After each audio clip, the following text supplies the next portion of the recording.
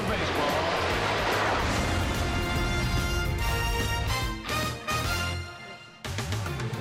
At Citizens Bank Park in Philadelphia, Pix 11 presents New York Mets baseball tonight. The Mets play the Philadelphia Phillies. New York Mets baseball is brought to you by Hyundai. There's no better time than now to see your Hyundai dealer. Visit buyhyundai.com. By Spectrum, join America's fastest growing TV, internet, and voice provider. By Toyota, tested, trusted Toyota. Let's go places. By Geico, 15 minutes could save you 15% or more on car insurance. By Memorial Sloan Kettering Cancer Center, more science, less fear. And by your Tri-State Land Rover retailer.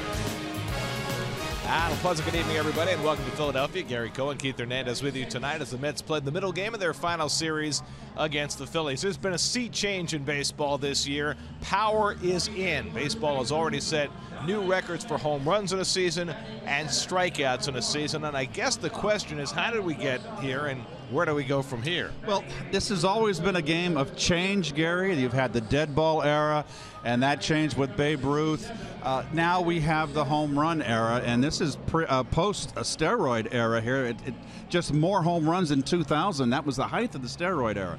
The ballparks they built, most of the ballparks, not all of them, are on the smaller side. And I'm 6 feet tall, folks, and I'm 2 generations behind these guys. They're all 6'7", 6'6". They're bigger and they're stronger. They're not going to build new parks in the near future to make them bigger.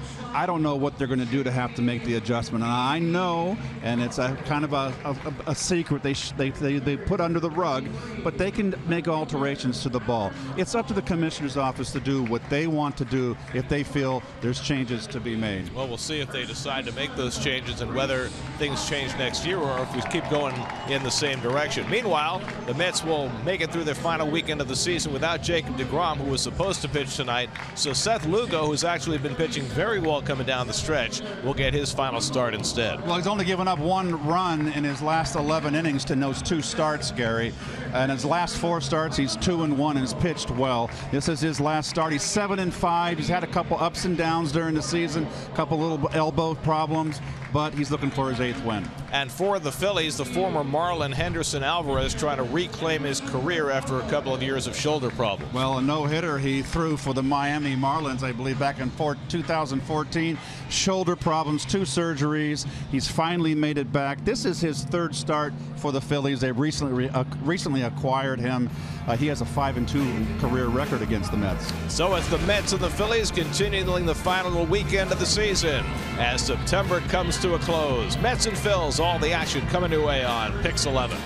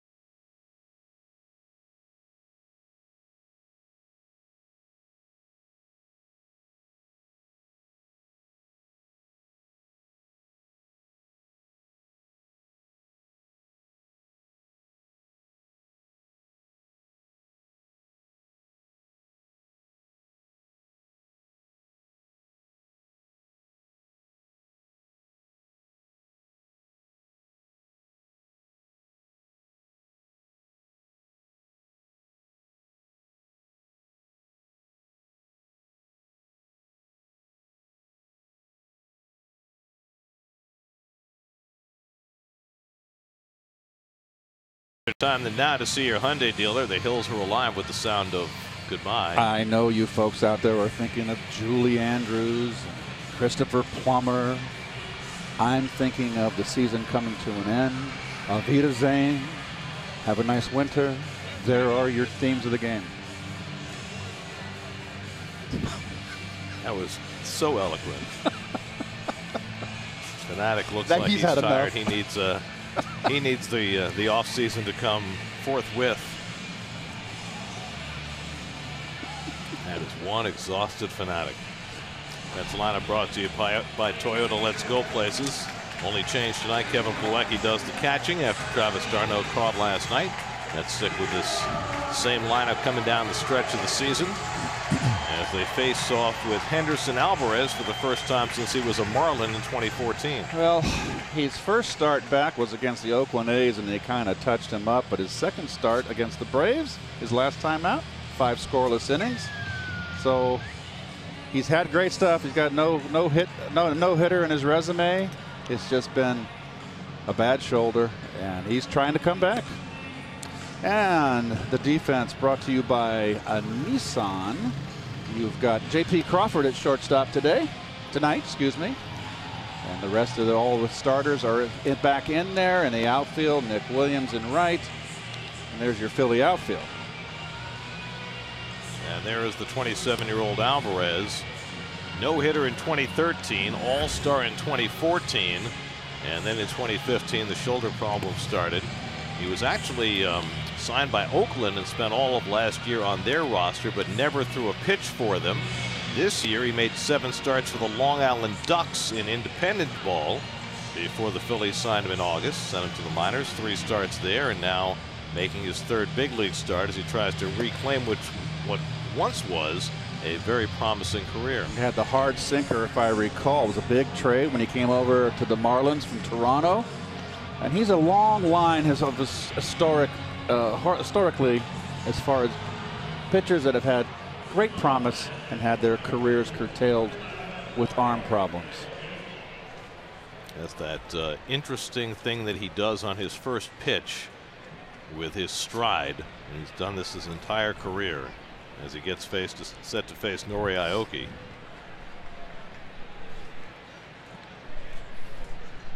Aoki 2 for 5 last night, and Alvarez with that unique first pitch stride. He'll only do that once in the game, and he misses outside to Aoki, and we're underway. My goodness, he would be a human rain delay if he continued to do that.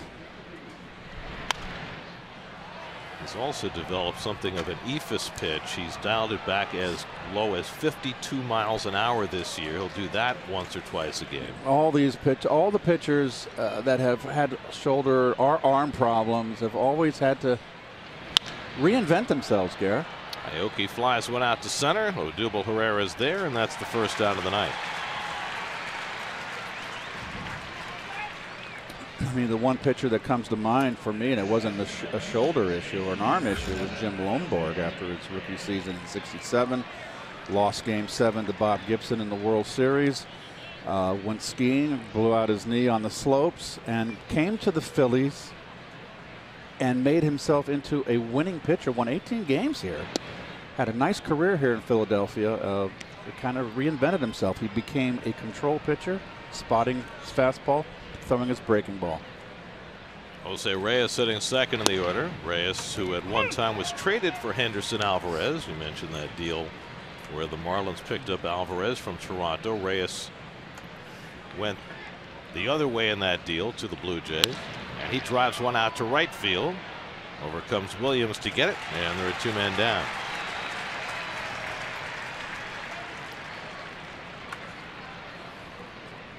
I mean, the pitchers today now with these advancements and surgeries are so fortunate. So many careers. Gary, when you and I were growing up as kids, if someone hurt his shoulder, he was done. Very few came back from shoulder problems. Well, shoulders are less of an issue now than they once were because they have figured out how to strengthen shoulders against some of the more serious injuries, particularly the torn rotator cuffs that plagued the game 3 or 4 decades ago. Now elbows are of much greater concern. Right. I just think it's been transferred down below. Well, you know how water always finds the weakest point. It's the same thing with the arm, the elbow and the tendons. There's really no way to strengthen that area the way there is in the shoulder. Well, you've seen the photographs of pitchers and still photographs, and you see the awkward motion that the arm has to travels to release the ball. It is not conducive to good health. Cabrera 2 for 4 last night, and as Drupal lines one into right for a 2-out hit. So the Mets have the first base runner of the night. Cabrera now 3 for 5 in this final series. Sinker didn't get out enough here. Up, and it stays right down the middle. So the key to doing that, Gary, is a sinker is that you get over anxious and you try to pull it, but it's going to fade away from you. So you got to anticipate that movement away and keep that shoulder in. Here's Brandon Nimmo, who went 0 for 4 last night. That was a bad thing. The good thing for Brandon last night is he did not strike out, which ended an 18-game streak of striking out at least once, which was the longest streak in Mets history. And he hit two balls very hard last night, right at the first baseman. One double play. It was just unfortunate, right at him. Hang with him. Cabrera at first with 2 down. And Nimmo skies one to right center field, hit well. Back goes Herrera to the warning track, back at the wall to make the catch. The wind is blowing in tonight. On a normal night, that ball goes out. But with the flags blowing straight in from center field, Herrera able to reel it in.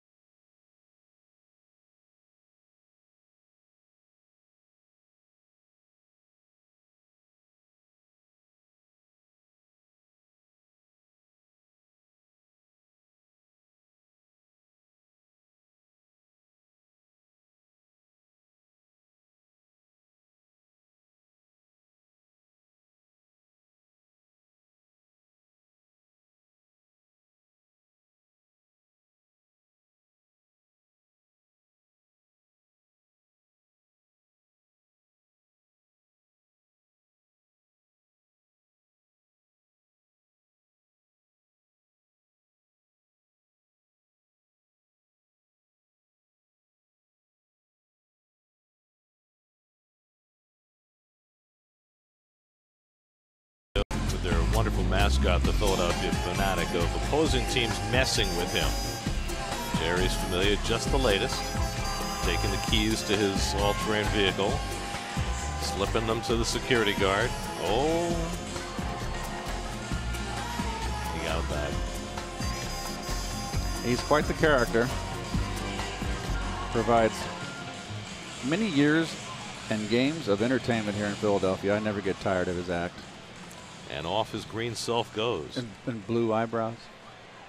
So observant. Phillies lineup brought to you by your tri-state area Land Rover retailer. One change on the lineup. J.P. Crawford, the rookie shortstop, is in there tonight. Freddie Galvis on the bench. Seth Lugo's first pitch to Cesar Hernandez is taken high.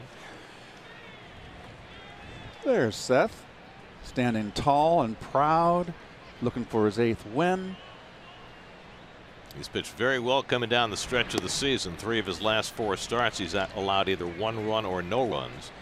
Most recently, Monday against Atlanta, the second game of that doubleheader. 6 scoreless innings, just 2 hits, no walks. Seth, for his career, is 0-0. No record against the Phillies in only 2 starts, and they've kind of treated him rudely. Combined ERA 6.97. Hernandez 1 for 3, homered last night, and he takes inside. Lugo's behind his opening hitter 3-1. Seth's season started late, second week in June, because of the partially torn ligament in his elbow. He had a stint on the DL along the way because of some shoulder issues, but he's been able to persevere through the year, and this is his 18th and final start of the season. And a half swing. He went around, strike 3. So Hernandez is a strikeout victim for the first out. It's called game 161. A last place team and a next to last place team. So be swinging the bats. I did not think he swung. Marvin Hudson said he did. That's all that matters. So a strikeout for Lugo to start his night. 1 out and nobody on. Now the rookie shortstop J.P. Crawford. Crawford just 22 years old. Played mostly third base since he's been called up. Smattering of second base as well, and getting a start at his natural position at shortstop tonight.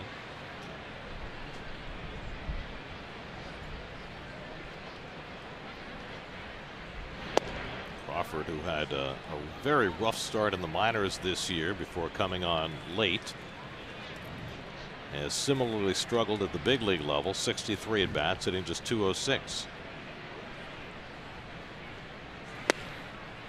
And late on the fastball, and it's 1-2. Boy, he really drops his back shoulder. So if you look at Seth, this is his 18th start of the season in 19 appearances, 1 relief appearance right before the All-Star break. Nice curve right there. You know, he goes 8-5. You know, it could be with the 32 start season. It could look like, you know, a 14-11 year for Seth. Well, think of it this way for Lugo as Aaron Altair waits on deck. He didn't make his season debut till June the 11th, so he missed the first 10 weeks of the season. Since he joined the club on June 11th, only 1 pitcher on the staff has more wins, more games started, and more innings pitched, and then of course is Jacob deGrom. So Lugo has certainly held his own since coming back from injury, and certainly put himself very much in position to claim a spot in this rotation next year. Grounded toward the hole, and Crawford's got a 1-out hit.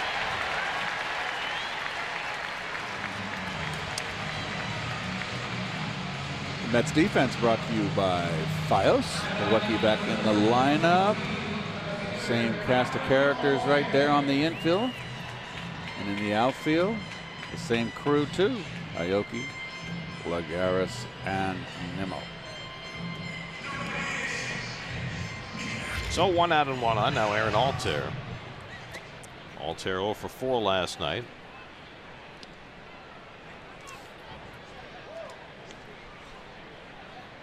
So much of what Lugo might bring to this team next year is going to be dependent on other people.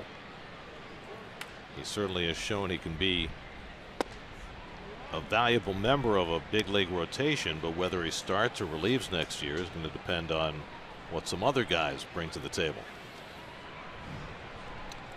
Where will Matt Harvey fit in next year? What will be the situations with Steven Matz and Zach Wheeler? How will it all come together? Slider down 2-0. Well, a lot of ifs, ands, and buts, Gare. When, where, and what, and why?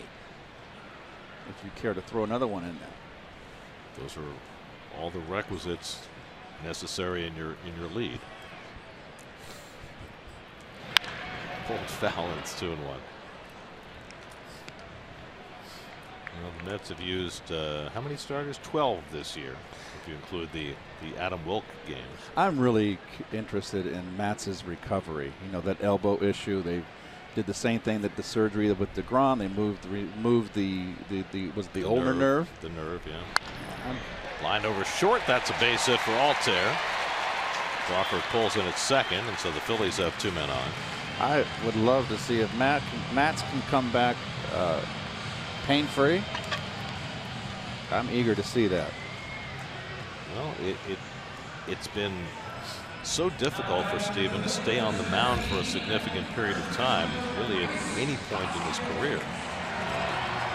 Shown brilliance at times when he's been healthy and able to go out there, but his long-term ability to stay in the rotation is still very much in question.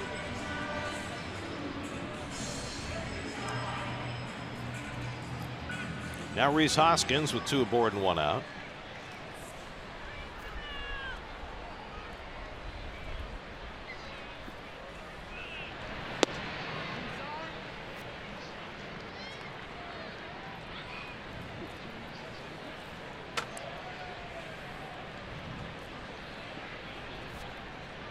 Crawford at second, Altair at first with 1 out.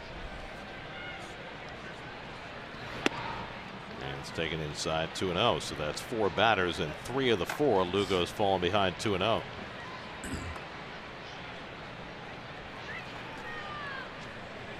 Hoskins, since his barrage of 18 home runs in a 30-game span, has cooled off greatly. Just 6 hits in his last 44 at bats and no home runs over that stretch. So he's been very streaky. Remember the first time he came up here in the series, he broke in against the Mets. He's had a devil of a time getting a hit. And then he had the greatest home run stretch over 30 games that anybody's ever had. So, and now he's got a 6 for whatever, 40. 6 for 44. So which is the real Rhys Hoskins?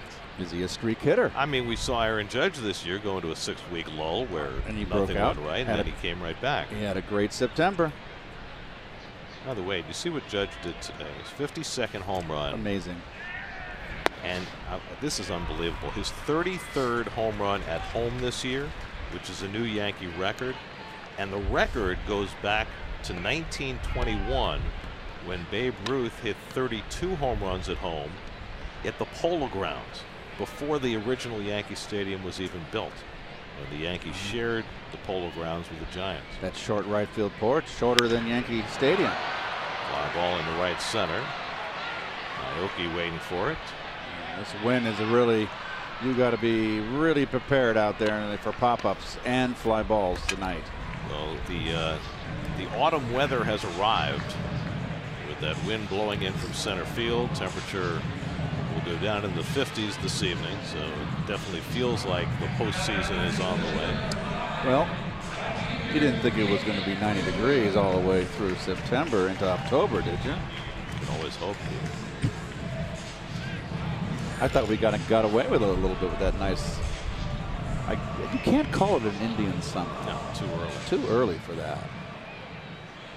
Just in a little extension of the warm summer weather. That's one of Joe Walsh's better songs. I mean, his solo albums. Well, I can't remember the album, but Indian Summer was one of my song I really like out of Joe. Well, life's been good to you so far. Nick Williams 2 for 4 last night. He takes the slider down from Lugo for ball 1. Williams, who made his big league debut against the Mets, has hit .359 against Mets pitching. .286 overall. He's had a nice rookie year. And the sinker low and away. And that's 4 of the first 5 batters now that Lugo has fallen behind 2-0. This is not like Seth, who generally works ahead in the count, looks for quick outs. And the way they're utilizing him down the stretch, he's got to get quick outs, because in deference to the elbow issue and the shoulder problem he had to work through, they're basically limiting him to 80 pitches coming down the stretch. He threw 81 in his last start, and that got him through 6 innings because he was so efficient. It behooves him to get the ground ball and get it to your infielders. This is a pretty good defensive infield for the Mets out here today. I think they're their best group. Cabrera's played just a really terrific third base. Rosario at short. Jose still playing plays a good second base, and Dominic at first. It has been interesting that coming down the stretch of the season, Reyes and Cabrera have continued to play every day, while younger players like Cicchini and Evans and Reynolds have been sitting on the bench. I'm a little bit surprised. I thought they'd give Evans a little more playing time. Curveball struck him out. Lugo with 2 strikeouts in the opening inning, able to get around some trouble. Use that high RPM curveball to get Williams.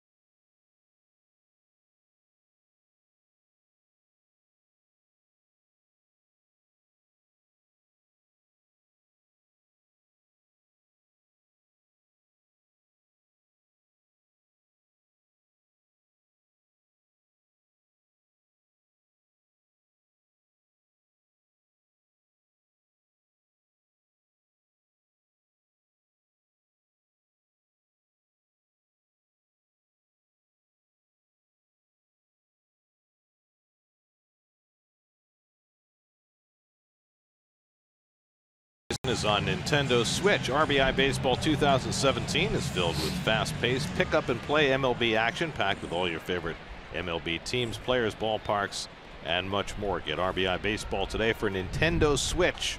Learn more at rbigame.com. Kevin Plawecki leads off the second inning and takes a strike from Henderson Alvarez. Plawecki pinch hit last night.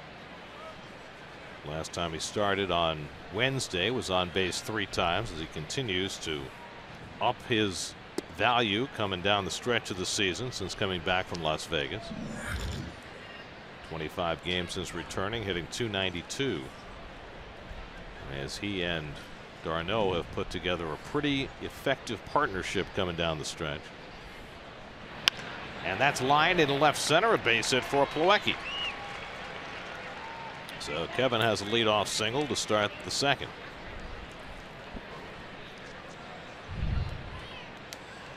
Well, bell tie fastball.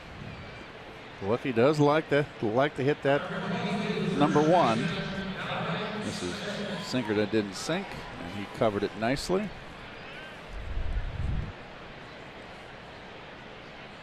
Now Dom Smith, who's homered each of the last 2 nights. Or each of the last 2 games. Well, he hit one last night right where Nimmo hit it in the first inning, and there was no wind as there is tonight. His one out. It was hot, brought to you by Geico. 15 minutes could save you 15% or more on car insurance. Well, Smith has hit for power, there's no question. 9 home runs through his first 160 big league at bats. But just a .206 batting average, a .260 on base percentage. These, though, can make up for that. Right over the .398 spot and cleared it easily. Tonight it's going to be a little more difficult with the wind. It's very rare that this stadium plays large, but that's the case tonight. And now Alvarez behind him 3-0. It's also very rare, Garrett, that we played almost the entire month of September in warm weather. This is the first cold night we've had, and since April, whatever, May.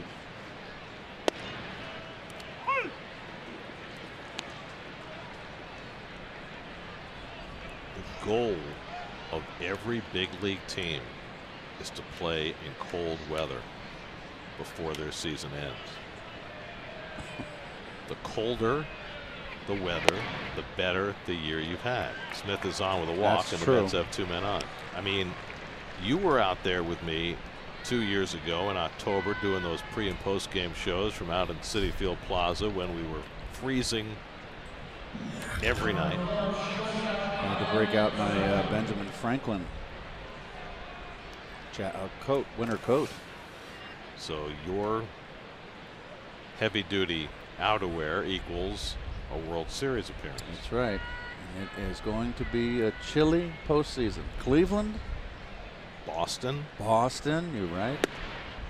You got LA, New York, potentially Minnesota if the Twins are able to win the wild card. Think about Minnesota. Oof. Chicago World Series. Think Wow. Think about the temperatures for those. That would be muy frío.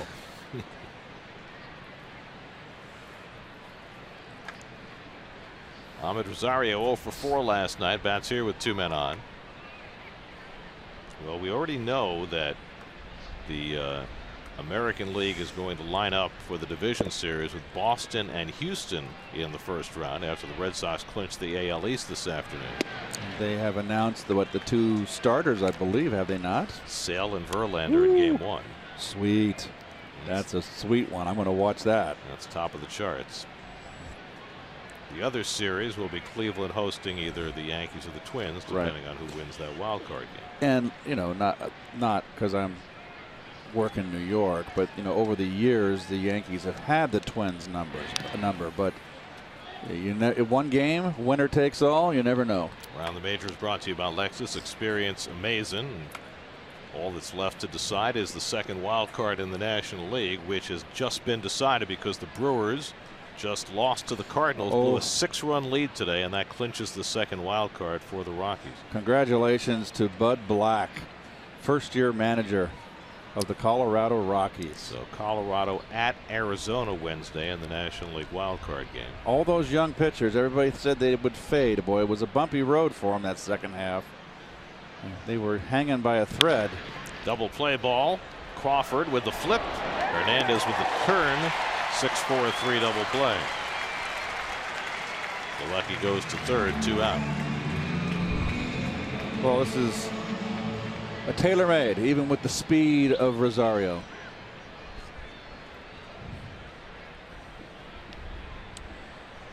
So you wonder, with all those young pitchers, they were going to protect Colorado, Gary. We talked about it going into the season after they got off to their red-hot start. That they were going to shut them down. Now here they are, thrust into postseason. There's Lagares with 2 on the runner at third, and Wong takes a sinker for a strike. Lagares 2 more hits last night, hitting a .251 for the year. So you've got Colorado at Arizona in the wild card game, and then the winner plays the Dodgers. And Arizona, they are kind of, you got to watch out for that team. They're pretty good. And there's that ephus curve from Alvarez, 58 miles an hour. Let's see if he gives it away with the motion. A little bit, yes. He's not going to get away with that too long. He'll throw that once or twice a game just to keep himself amused.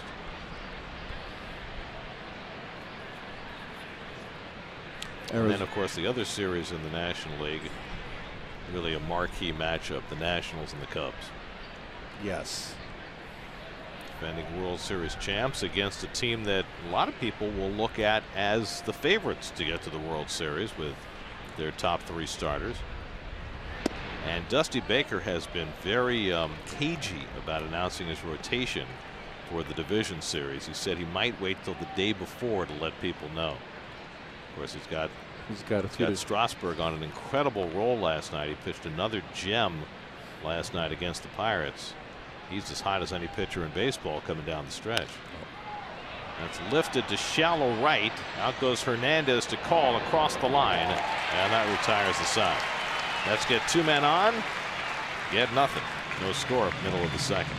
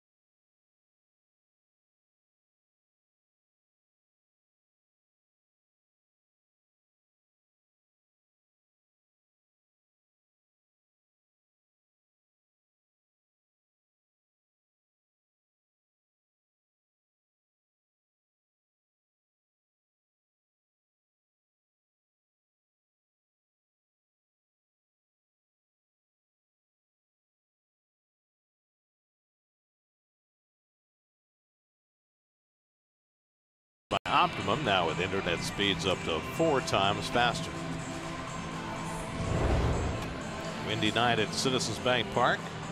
That's the Phillies no score. Wind has already come into play several times early in this game. Odubel Herrera leads off in the home second against Seth Lugo. Herrera 2 hits last night, hitting at .282 for the year. Last night he was the catalyst for the Phillies with a bunt single in front of Maikel Franco, who had a 2-run homer off Matt Harvey. And that got the Phillies off to a fast start. And there's one of the ugliest swings you're ever going to see. Well, that's what you get from Herrera, is he can look like a fish out of water sometimes up there at the plate.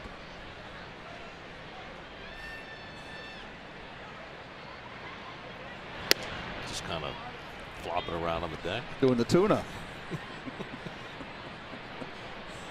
He's an interesting player. He really is, because he's so immensely talented. But he has driven his manager crazy on more than one occasion. And he takes a strike 1 and 2. Yes, both defensively, on the bases, and every aspect of the game, actually. You never know what you're going to get from him. Maikel Franco on deck, then Jorge Alfaro for the Phillies in the second. And Herrera pulls one on the ground right at Reyes. Grass scorcher, and he throws him out, 1 away. Here's your Mets upcoming schedule. Go to pix11.com/team travel for great deals on Mets away games from cheapoair.com. That's a whole lot of copy to read for one more game left on the schedule. I think tomorrow, guys, you just wipe out the 25th through the 30th. Just wipe it out. I think we go straight to March.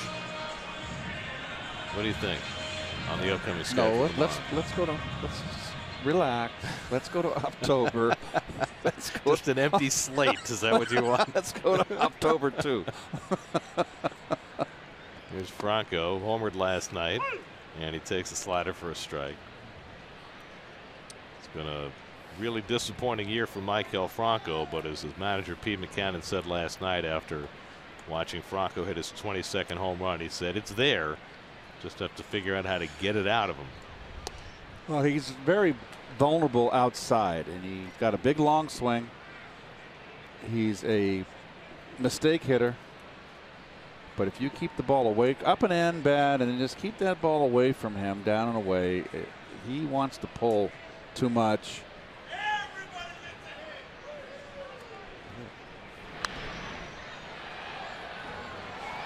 Lugo has that ability to dial it up to 95 when he wants to go for a strikeout. Franco fouled that one off. Is it true that everybody gets a hit, Keith? Well, you can hope for that. Then everybody goes home happy on your team. Not the pitcher.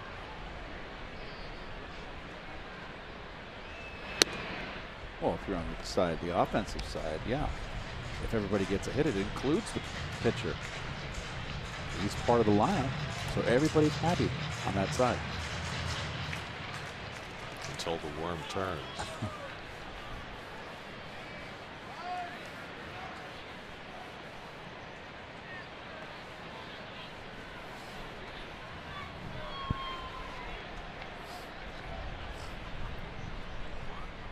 One-two coming to Franco. And the slider just off the plate, 2-2.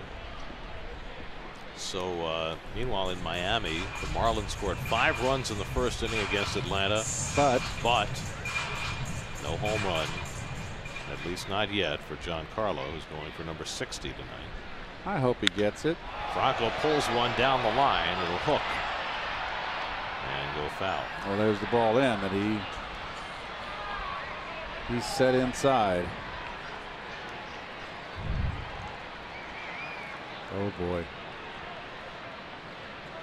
Too quick, just a little bit too quick.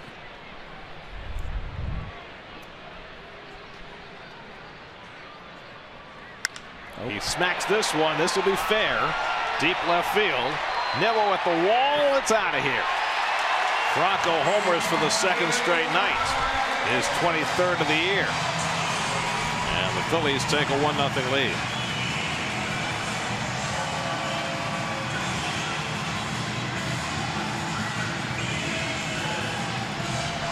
He got all of that and barely got it out against the wind. Another fastball. Don't get this one. And it was right down the middle.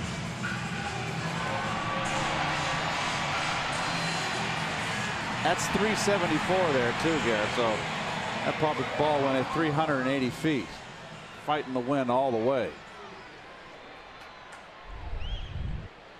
First run of the game brought to you by Dunkin' Donuts. America runs on Dunkin'. So 1-0 Phillies. Now Jorge Alfaro, the catcher and number 8 hitter. He homered last night, and he drives one to left field. Nimmo back, warning track, reaching, can't get it, off the wall. Nimmo falls down. Alfaro to second, takes a turn, he'll hold there.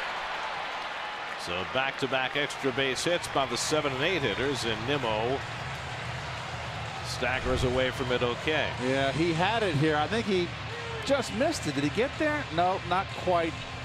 I think he got a little bit shook off that wall. He hit it pretty hard. Even though it's padded, it still hurts. Your shoulder gets jammed there, no matter how padded that wall is. Like he was bucking a bronco in Cheyenne. So here's the pitcher, Alvarez. Corners pinch in looking for the bunt, but Alvarez is a good hitter, and that gets away from Plawecki, and Alfaro will get to third in that fashion. Alvarez is a lifetime .224 hitter, so he was not bunting, and Lugo threw it too far outside. That'll go as a wild pitch. I think Lugo right there was probably saying, I got hurt on 2 straight fastballs, and I better locate better. And that one just hung on to it too long. Now the infield will come in with 1 out. Sharply hit, but right at Rosario. He'll hold Alfaro, and Alvarez retired for the 2nd out.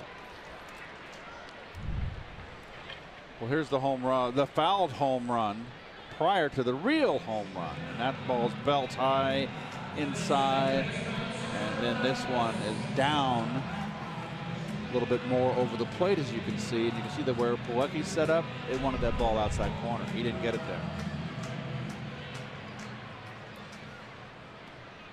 So now 2 out. And here's Hernandez, and he takes the curveball down. Plawecki stops that and keeps Alfaro at third. 1-0.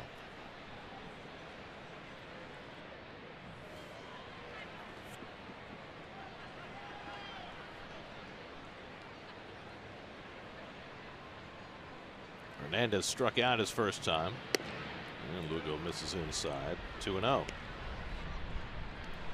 2-0 has been a recurring pattern for Lugo earlier in this game. It's forced him to work a lot harder than he'd like to.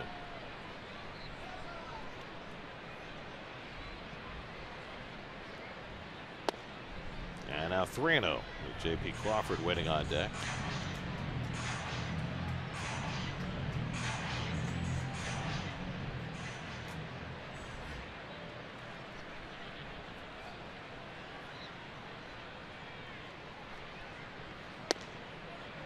Strike.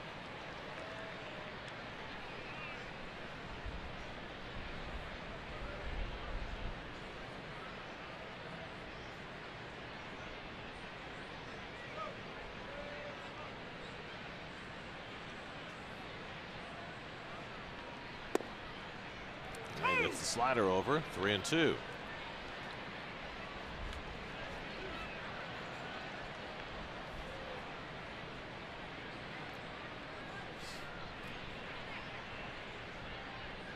And Hernandez bounces one past the mound. Reyes on the backhand, safe at first as a run comes home. 2-0 Phillies.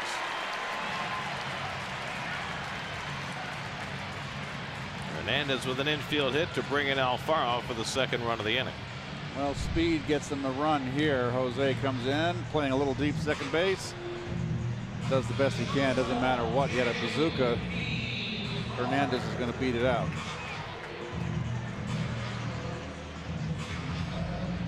Saved by Smith to keep Hernandez at first base.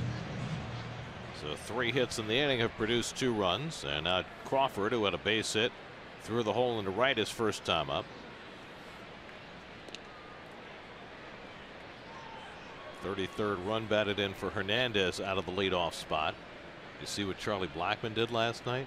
No, 102 RBIs batting leadoff, the most in Major League history. And the amazing part about that, he broke Darren Erstad's record. Erstad did it in the American League with no pitcher batting that. Right. To do it in the National League, 102 RBIs out of the leadoff spot with a pitcher batting in front of you is unbelievable. I'm going to look up his splits, home and away, Gare. Right at the bag, Smith grabs it to retire Crawford. Inning over, but 2 Philadelphia runs against Seth Lugo in the second, led by Maikel Franco's 23rd home run in his second in 2 nights. 2-0 Phillies as we go to the third.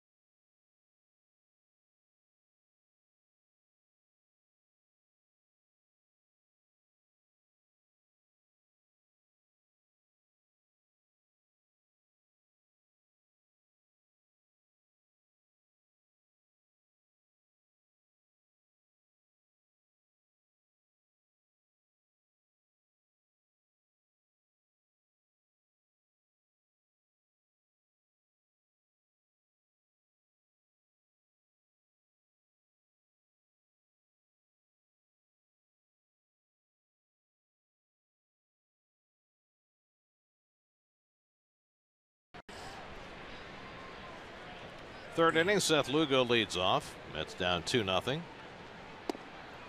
Seth has 4 hits this year. 3 of the 4 have been extra base hits, 2 doubles and a home run.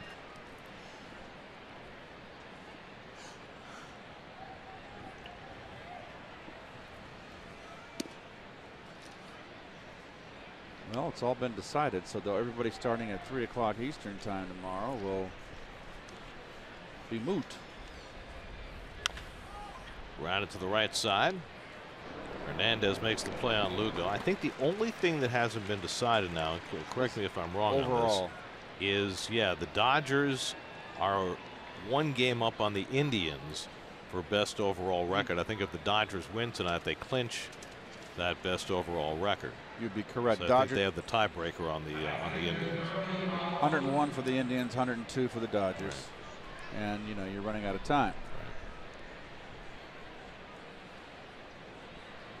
Right, so if they have 103, the Indians couldn't catch them.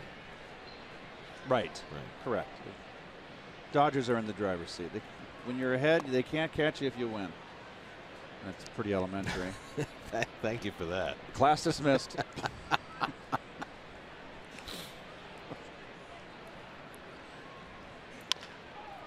Aoki strokes one of the shortstop, Crawford, and they're 2 out. Tonight's high-speed pitch comes from Optimum with internet speeds up to 4 times faster. There you have it. You were talking about Blackmon, Charlie Blackmon, who's going to be the batting champion for the National League this year, Gary, and his 103 RBIs, a record for a leadoff hitter. Home, Gary, in 75 starts, hit 24 home runs, hit 388, drove in 59. What's more impressive, there's the Ethos pitch. Away, 81 games, 81 starts. He hit 276. That's significant. That's almost over a 100-point drop. He drove in 44 runs in 81 games. That is incredible production from a leadoff guy. Yeah, I've seen people dismiss Blackmon as an MVP candidate because of his splits, but I'll tell you what he has done out of that leadoff spot is extraordinary. What's he got? 37, 38 home runs, over 100 RBIs, 38 home runs. Going to lead the league in batting. He's a good center fielder. He's a good player. Plays every day. The only thing you can say, he's got 67 walks on the year. That's pretty good. That's good. Yeah, what's his on-base percentage? Believe it or not, it's 400. Yeah, so you think it would be higher, but he's already, he's hitting 330.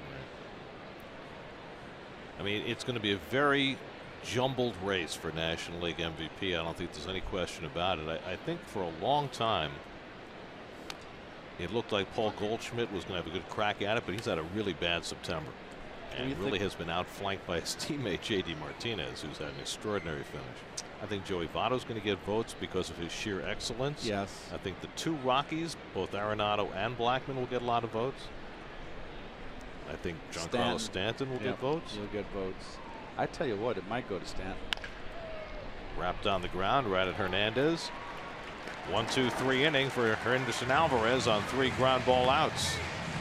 2-0 Phils in the third.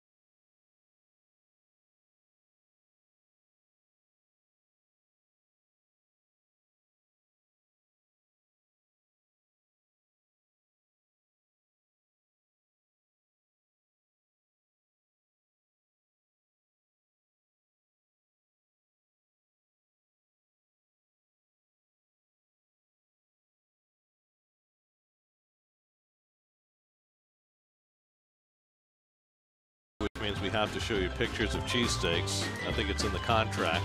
See, you put the steak on the grill, you mash it up, you add the cheese. Real aficionados don't use the provolone, they use the cheese whiz. Ooh. Dems eats. You got to be 20 teenager to eat that on a consistent basis. Or our producer, Gerard Guilfoyle. Yeah, but look at him. Watched him eating chicken tenders and French fries for dinner like a toddler. Well, he's in the studio all the time. He can burn it off. 1-1 to Altair, who had a base hit his first time up.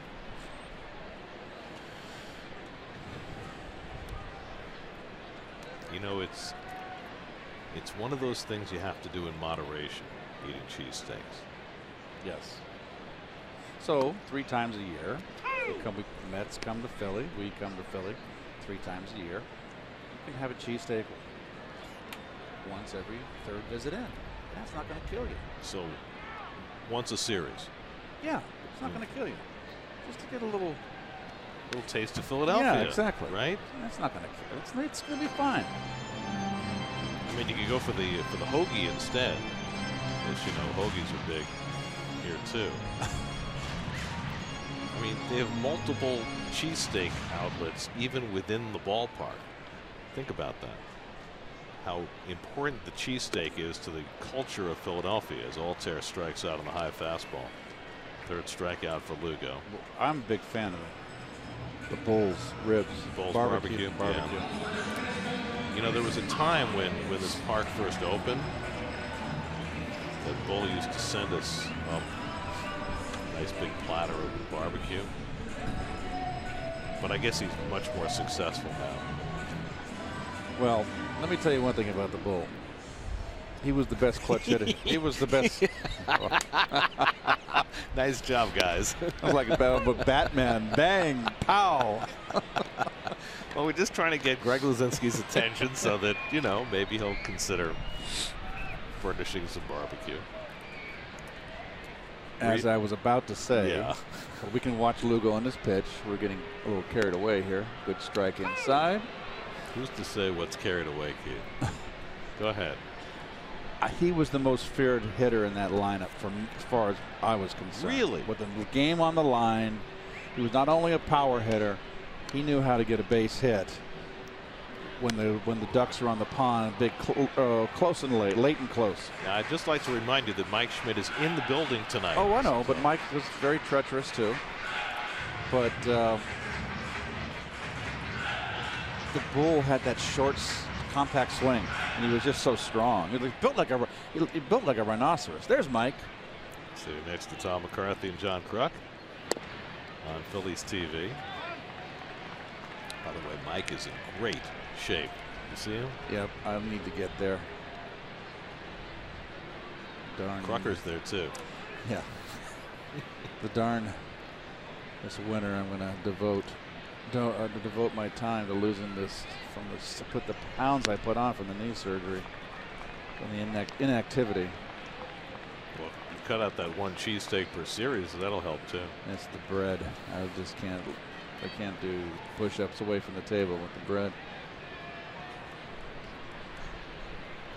That's a 3 infielders on the left side against Hoskins. And Lugo keeps the slider away from the 3-2. Hoskins still looking for his first long ball against the Mets. He's 4 for 26 against the Mets, which means he's had 136 at bats against the rest of the world with 18 home runs. And he fouls one back this way.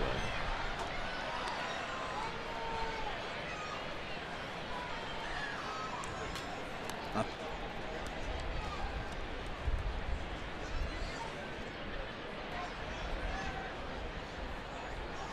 would you like to have that step on you?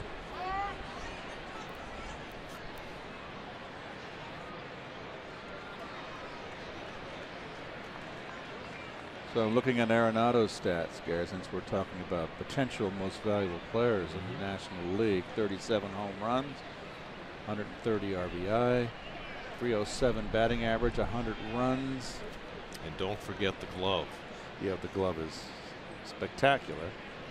Curveball got him looking, and Hoskins knew it. Back-to-back strikeouts for Lugo to start the home third. Well, he's got the big hook. We know that. We know about his spin ratio. Is that what it's called? Spin rate. Nice. Arenado, 333 at home, Gary. 19 home runs, 76 RBIs in 74 games started. 80 games on the road started. 283, 54 RBIs, 18 home runs. Line the other way by Williams. He's got another hit. Williams' third hit in the series, just continues to rake against the Mets. It's the sixth hit given up by Lugo, a 2-out single.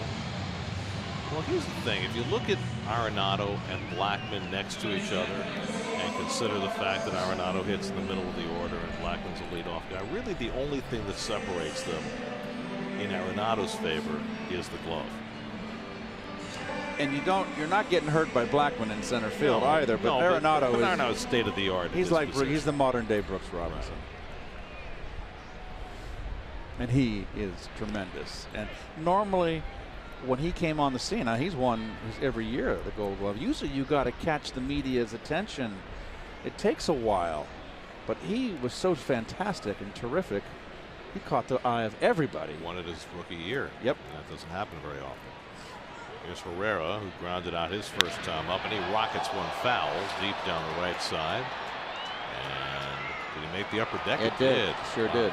It's all right. That's a big time foul ball. That's a big time long strike. Yeah. So here's the thing. The Dodgers have the best record in the National League. They don't really have an obvious MVP candidate. Cody Bellinger is probably the closest they have to that. The Cubs have the best record in the Central. That's line to right. Aoki is there to grab it, and they don't have a real prime candidate. Nope.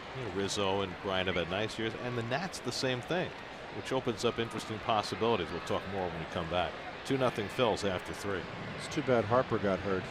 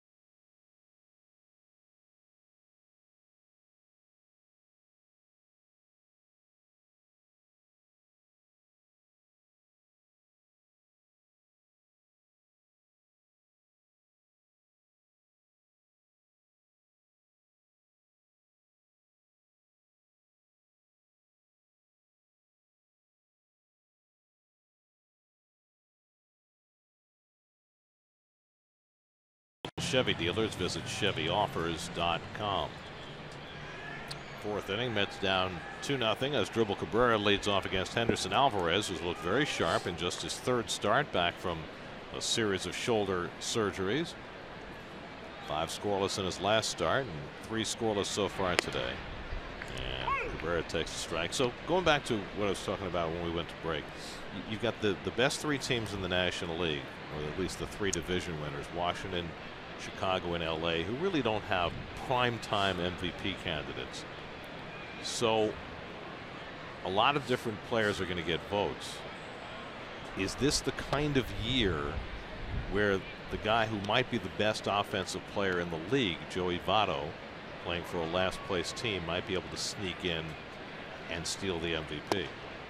I mean, much the way, you know, Mike Trout won MVPs for teams that were not division winners. That's a very good question. It's hard to vote an MVP in a last place team. But it's been done. Okay. Andre Dawson did it. Alex Rodriguez did it. I feel with Stanton, if there's with the 59, if he gets 60, you know, I think that might overshadow. And by the way, it was 90 years ago today that Babe Ruth hit his 60th home run. How about that? So maybe this will be the night for Stanton as well. No home runs yet, but the Marlins are up 6-0. It's just it's an interesting conversation because it seems to be such a wide open race. You would think that maybe this is the kind of year where, you know, a non-contending player, whether it's a Stanton or a Votto, might wind up winning. Cabrera flies one foul. When I won the MVP and shared it with Willie Stargell, we finished a distant third from the Pirates. 86, we didn't. Mike Schmidt won the MVP that year. So we had a team that had 108 wins. I do feel Gary Carter got hurt that year, and he missed some time. And I remember Ed Hearn, of course, filled in beautifully. Curveball line into left, so Cabrera gets a hold of the eephus pitch, and he's 2 for 2. And I really feel that if Gary hadn't been hurt that year and missed significant time, he still drove in 100 runs. He stayed back beautifully here in the eephus. That's the key. Not the least bit fooled, I think, because of the giveaway and the motion. I think if Gary had played the full season, I think Gary would have been the MVP. Well, it's kind of like Harper this year. If Harper had played at the level that he played and not missed a month and a half, I agree. Certainly would have been the MVP. There's Nimmo, hit one of the fence in center field that was caught his first time up. By the way, speaking of the Nationals, a big exclamation point has just occurred in D.C. Max Scherzer started that game tonight for the Nats. He has just come out of that game. Reason unknown. And of course, that is huge news if there's anything at all wrong with Scherzer heading into postseason next week.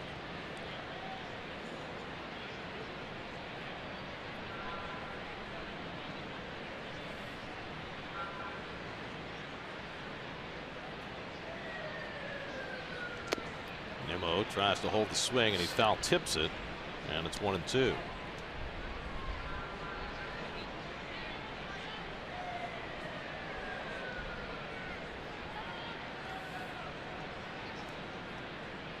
From the reports I'm looking at from Washington, Scherzer caught a cleat and they're concerned about a possible leg injury. Oh boy. And that's why he came out.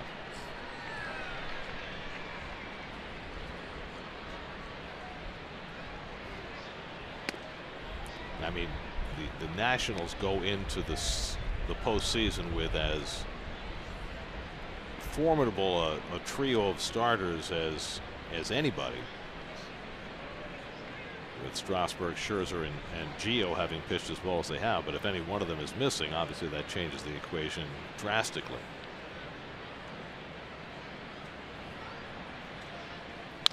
Nimmo hits one on the ground. Hernandez to Crawford, back to first in time for the 4-6-3 double play. Second of the night, turned by the Phillies infield. Well, very nice turn by J.P. Crawford. This is where it's at. Look at this quick release. Nice feed. Boom. That's what it took with the speed of Nimmo. Very nice. Strong arm. Well, Alvarez has always been a ground ball pitcher, and now he's starting to pile up the ground balls, including the 2 double plays. And now Plawecki.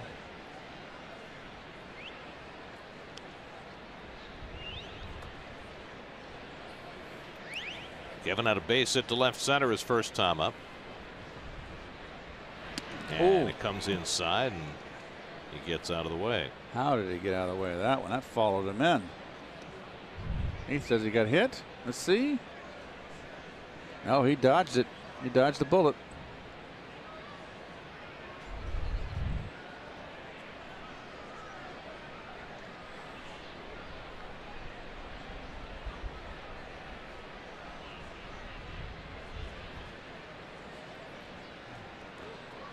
Well, I got the iPad up on the Washington Nationals, and everybody's just tweeting away. They're all in shock and worry over Scherzer. There's ball 4, and Plawecki's on with a 2-out walk. Second walk given up by Alvarez. It's another note on a player for a postseason team. You know, the Twins made history this year, made the postseason after losing over 100 games last year, which had never been done before, but they did it coming down the stretch without their best hitter, Miguel Sano, who was activated last night, and today, his first time up DHing, hit 113 miles an hour for a base hit. So it looks like he might be okay. So that means he just hit a bullet up the middle, or so pulled it. that's a huge piece if Sano is at full strength in the middle of that Minnesota batting order. The health report brought to you by Northwell Health. Look north. Certainly gives them a better chance to battle on even terms with the Yankees and Luis Severino in that wild card game on Tuesday. 2-0 to Smith, who walked his first time up. Twins will have Irvin Santana, who's had a terrific year pitching that wild card game, and they moved Jose Barrios into the bullpen. He pitched in relief last night. He's probably their second best starter, but they wanted to get him ready in case they need him to pitch in relief to piggyback Santana in the wild card game. So all those wheels are in motion. And all of a sudden, Alvarez has lost the strike zone. That's 7 in a row he's missed with, after getting that double play ball from Nimmo. And Ahmed Rosario waits on deck.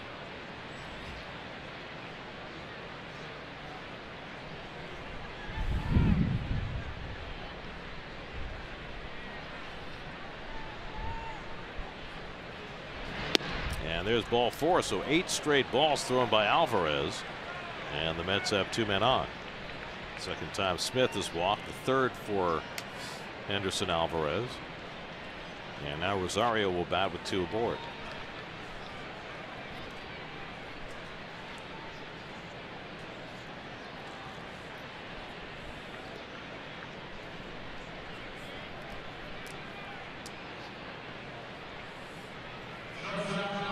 Rosario banged into a double play his first time up. Plawecki at second, Smith at first with 2 out.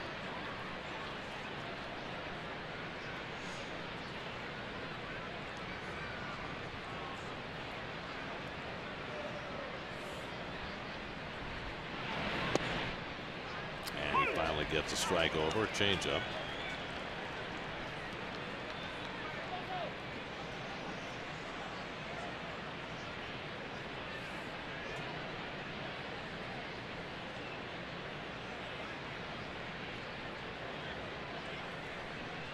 Rosario looking for his first hit in this series.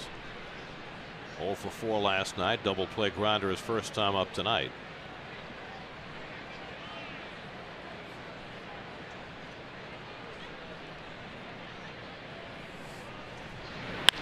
And he rips one over the bag. That's a fair ball going down the line. It's touched by a fan, and that might cost the Mets a run. It's fan interference, and they will stop Smith at third. So it's an RBI double for Rosario, bringing Plawecki with a first Met run to cut the Phillies lead to 2-1. Right down the line. Nice little dance by the third base ump. And sir, you're not supposed to do that. Oops. Oh, Marvin, nice. Can you say sheepish? Oops. Oh, I'm sorry. I didn't really do that. You didn't really see me do that. No, I didn't. So here's Lagares with second and third and 2 out. Now the Mets have put Travis d'Arnaud out on deck, which will they hope influence Pete Mackanin to have Alvarez go after Lagares. Whether they truly intend to bat for Lugo or not, I'm not sure. Chop toward third, cut off by Franco. The quick toss in time to get Lagares, and that retires the side. So the Mets get just the 1 run on the Rosario RBI double. They trail 2-1 in the 4th.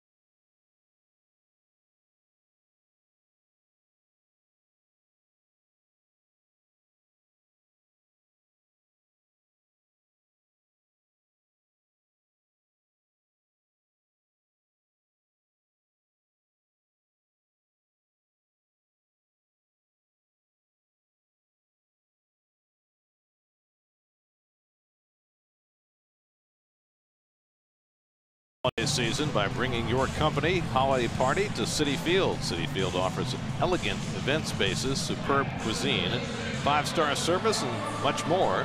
Call 718-507-3663 or visit them online at Mets.com/holiday party to book your holiday party today. I know Keith is already trying to concoct his event. They're going to place it right there at Citi Field. They should put an ice rink out in center field. There's an idea. Maikel Franco leading off in the home fourth. Franco opened the scoring tonight with his 23rd home run of the year, his second in 2 nights. And he pops this one up. Smith tracking it with the wind into foul ground. 1 away.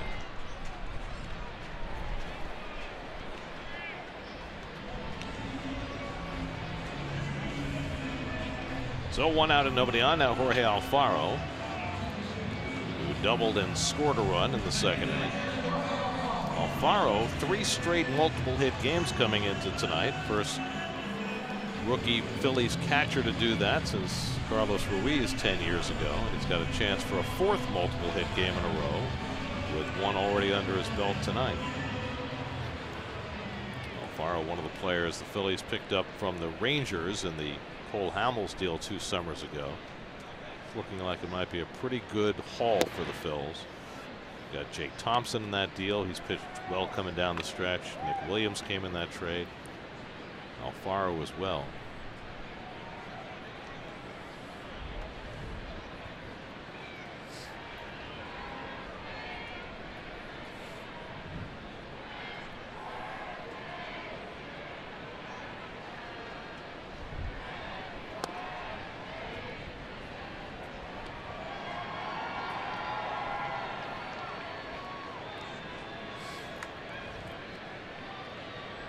And Alvarez on deck.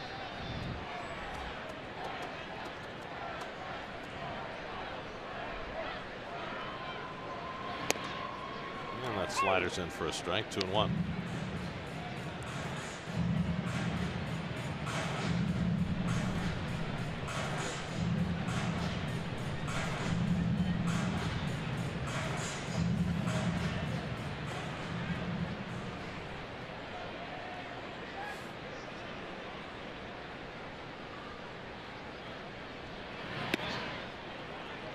This is Seth Lugo's 26th start in the major leagues. In the first 25 starts, he has 12 wins. Other Met pitchers whose first 25 big league starts were for the Mets and won 12 or more, there are only 5 other than Lugo. Good cut by Alfaro.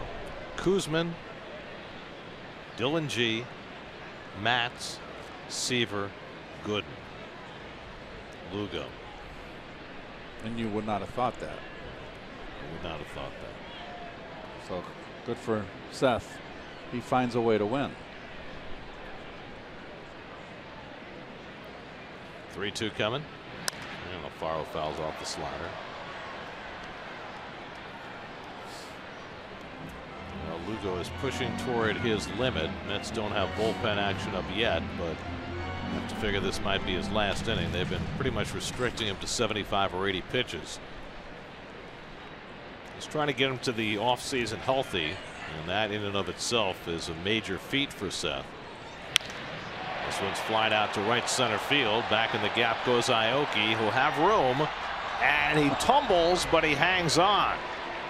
The wind kept knocking it down, and that gave Aoki a chance. And he got there, got a uniform full of warning track, but hung on to the ball. It's a treacherous outfield out there today. Kind of got a little, it looks like he got a little bit gun shy of that wall there. Wasn't sure where it was. But it's all about making the catch. Doesn't matter how it looks. He makes the play here. He pulls up there too early, and he could have kept going. Let's just say Nori is not the most elegant fly catcher around, but he got the job done. Alvarez lifts the fly ball to Nimmo, And Lugo's got himself a 1-2-3 fourth with some help from Nori Aoki back onto the warning track. Just enough to reel it in. Still 2-1 Phillies.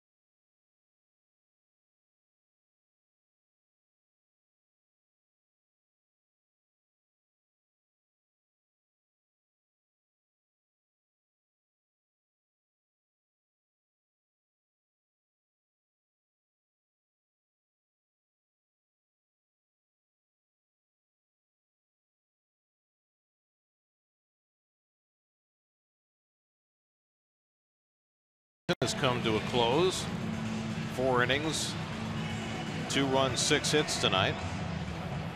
And Lugo will not get his 8th win tonight, but you have to give him tremendous credit for finishing out this season healthy and effective after coming back and pitching with a partially torn elbow ligament for most of the year. That's will pinch hit for Lugo leading off in the 5th. Gavin Cecchini takes a fastball for a strike. These have been rough times for Cecchini. He has not gotten much playing time in September, and he hasn't hit much when he has had the opportunity.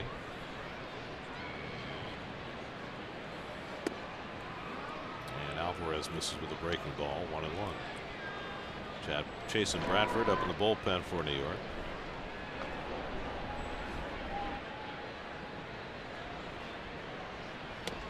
And Cecchini chases one.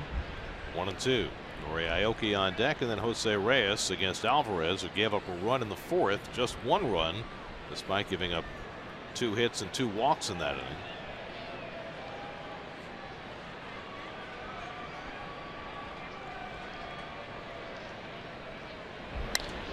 Cecchini flies one to shallow left. Crawford out. Altair comes in to call. 1 out. Well, as you well know, yesterday we talked about the Newsday article that Mark Herrig wrote with lots of anonymous quotes regarding Terry Collins. General Manager Sandy Alderson reacted to that today. And I felt that this was very unfortunate for the timing and for the content. To the extent that the information came from players, I was extraordinarily disappointed in their willingness to talk without attribution, and to the extent that information purportedly came from anywhere in the front office, I was exceptionally disappointed. And were I to know who that person was, that person would be terminated immediately. I think that this story and the aftermath overshadows, to this point, 7 years of outstanding service, and that in turn, those stories have been a disservice to Terry. Well, I couldn't agree with them more. Sandy's always a stand-up guy, and bravo. And even further, just to he continued and took some questions from reporters too. Sandy took full responsibility. He said, "It's my organization. I'm the leader here, and if these kinds of quotes without attribution disparaging the manager are coming out, it's my responsibility to make sure that doesn't happen.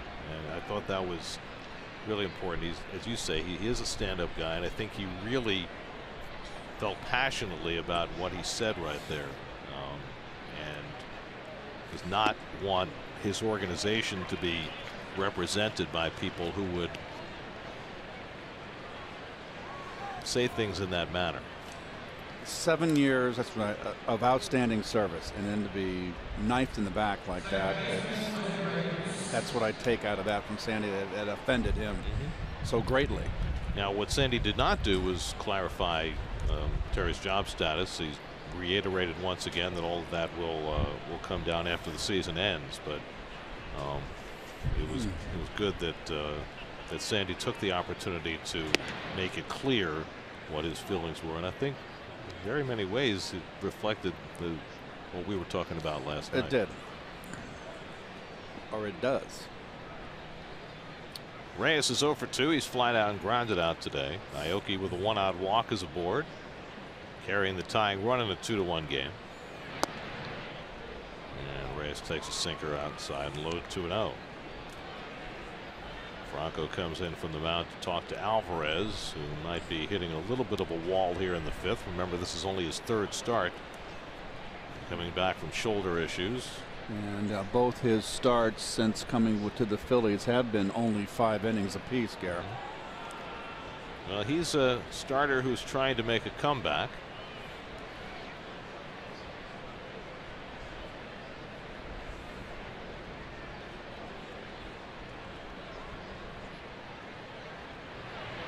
Today in San Francisco, a former star pitcher reached the end of the line and did it in typical fashion. Matt Cain called it quits, made one more start for the Giants today, threw 5 scoreless innings. His team scored 1 run for him, and the bullpen blew it, which basically is a microcosm of Matt Cain's entire career. Great pitcher, never got any support, and wound up his career with a losing record despite being one of the most dominant pitchers in baseball for a decade. And at age 32, he has decided, at least for the moment, that that's going to be it for him. And he'll always be remembered in New York as the pitcher, of course, that unintentionally beamed David Wright. But he was part of that walk to Reyes. So again, 2nd straight inning that Alvarez has issued back-to-back walks. But you know, Cain was a mainstay on those Giants World Series teams, the pitching staff with Lincecum and later with Baumgartner. The strong pitching that really helped lead the Giants to those 3 World Series championships in this decade. Well, he was kind of the modern day Gaylord Perry of the Giants. Gaylord Perry was always a hard luck pitcher for San Francisco. Always lost a 1-game, 1-0, 3-2, 2-1. Until of course he went to Cleveland and won a Cy Young. He's in the Hall of Fame. Cain spent his entire 13-year career with the Giants, and if he doesn't attempt to come back at some point, he will certainly be fondly remembered there for a long, long time. Here's Cabrera, who's already 2 for 2 in this game. Single to right, single to left. Mets have 2 aboard with 1 out. Phillies bullpen is still quiet, so Alvarez at 77 pitches being counted upon to make his way through this 5th.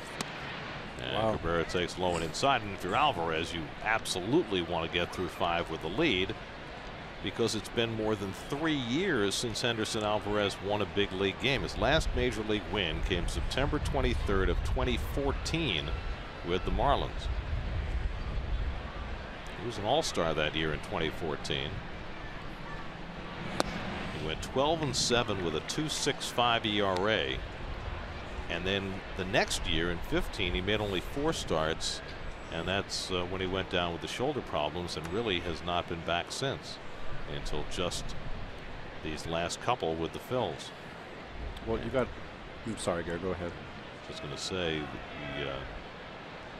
the road has been very long for him, and you know, it would mean a tremendous amount for him to be able to hang around here and get a win.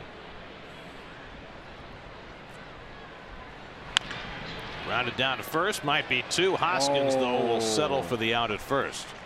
So we've got to get that lead runner. He got worried about making the throw with the runner blocking his direction of throwing. Got in the way. And oops, I don't think so. You got to make that play at second base. Now, if he makes it with Cabrera running, he's got a pretty good chance to turn two. But with Reyes between him and second base, he held on to the ball. You got to keep as many runners out of scoring position as possible. That was should have been a fielder's choice. Possible double play. So two in scoring position with two out. Aoki at third, Reyes at second, Nimmo the batter. Brandon has flied out and grounded into a double play 0 for 2. And the Phillies get the bullpen up now behind Alvarez. And that's smacked to deep right center field. Back goes Herrera to the track. Can't get it. It rolls to the wall. The Mets will take the lead. 2 runs are in. Nimmo all the way to third with a 2-run triple. And the Mets go in front 3-2. Well, Herrera was playing over toward left center, and that ball kept working away from him with the wind blowing it, and he just never got there. And Nimmo has his first triple. My question is, where's the right fielder? This ball is crushed. It would have been 2 home runs for Brandon in this game if not for the wind. And that's just got too much air time to drop. I'm sorry. But Brandon will take it, and the Mets will too. First major league triple for Nimmo. It drives home a pair and gives the Mets a 3-2 lead. And now Plawecki. So the walks come back to bite Alvarez this time. Back-to-back walks. Aoki and Reyes, they both score after the Phillies do not turn a double play.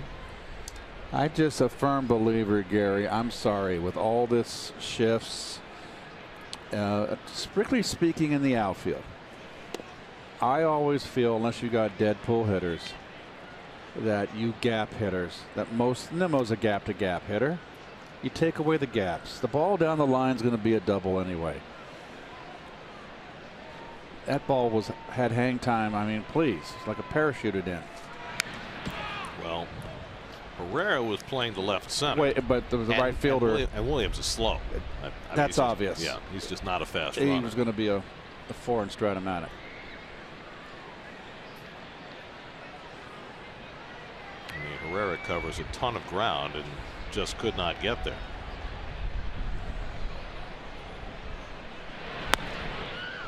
Rocky takes it off the plate, 2-2. So the Mets, who were down 2-0 in this game, taking advantage of the walks. 2 walks in the 4th. Rosario drove in a run with a double. 2 walks in the 5th.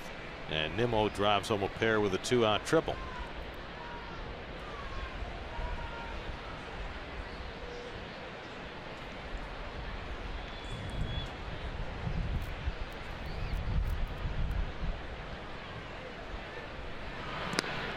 Stop by Alfaro on a hop, 3-2.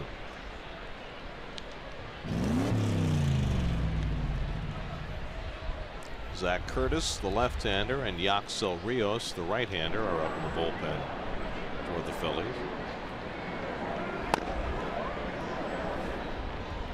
Walks. 5 walks for Alvarez, and it finally caught up with them. All 3 of the runs are via the walk. And now another one, walk number 6. And Plawecki is on for the 3rd straight time, and that's going to be all for Alvarez.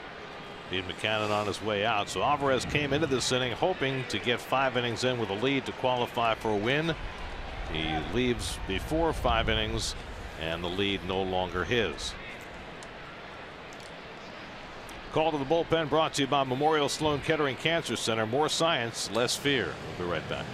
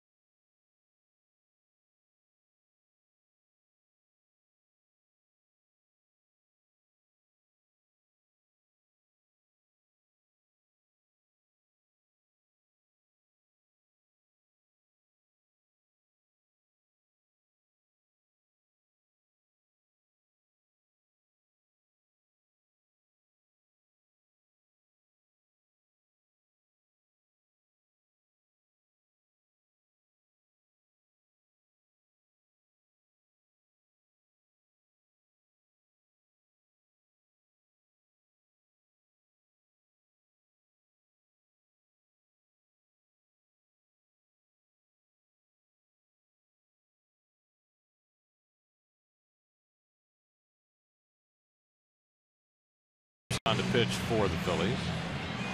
Just acquired him from the Mariners. And you can see in the 5 games with the Fightin' Phils. Hasn't been scored upon. Got some locks. Comes in to face Dominic Smith with 1st and 3rd and 2 out. Mets have 2 runs home here in the 5th on Nimmo's 2-run triple. So Henderson Alvarez went 4 2/3, gave up 5 hits and 6 walks. And leaves with a couple of men on. Smith has drawn 2 of those walks. And Curtis gets a high strike, and it's 1-1. Did he pitch in the series against the Mets in Seattle? I don't remember. I don't recall. He was only in 3 games with Seattle. This is now his 3rd game for the Phillies. I don't remember. I would have remembered a left-hander with long blonde hair. Well, he's like a shorter lefty version of Syndergaard. 1-2 Smith. I mean, you know, Noah's 6'6". This guy's 5'9". But you know, the hair is impressive. Oh, I'm not knocking it. I don't mind. Shoot. I remember it well. Yeah. You look good in that photo. Still in your wallet? It doesn't have to be anymore. It's everywhere on the internet. Smith takes a call, 3rd strike. Mets grab the lead in the 5th on Nimmo's 2-run triple halfway through. 3-2 New York.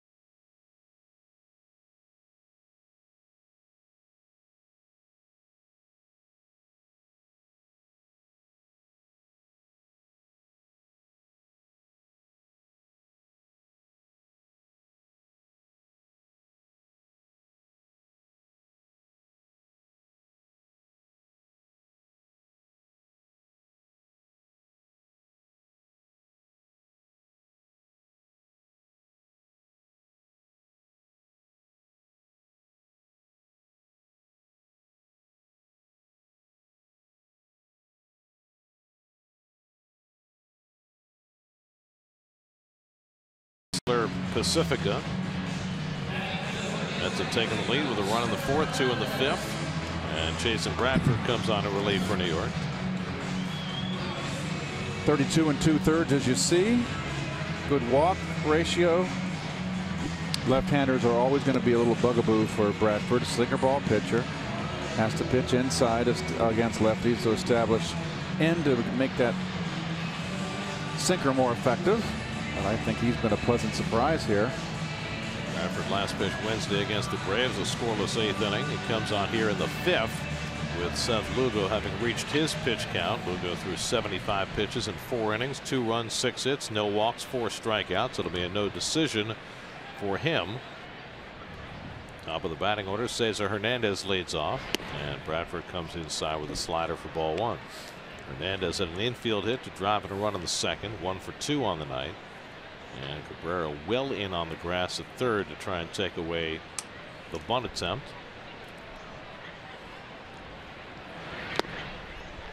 Good sinker by Bradford, and it's 1-1. So Lugo finishes his year at 101 1/3 innings, and considering the fact that he didn't start the year till June 11th and spent some time on the disabled list with a bit of a shoulder issue, I would say that that is an accomplishment in and of itself, just getting over 100 innings this year.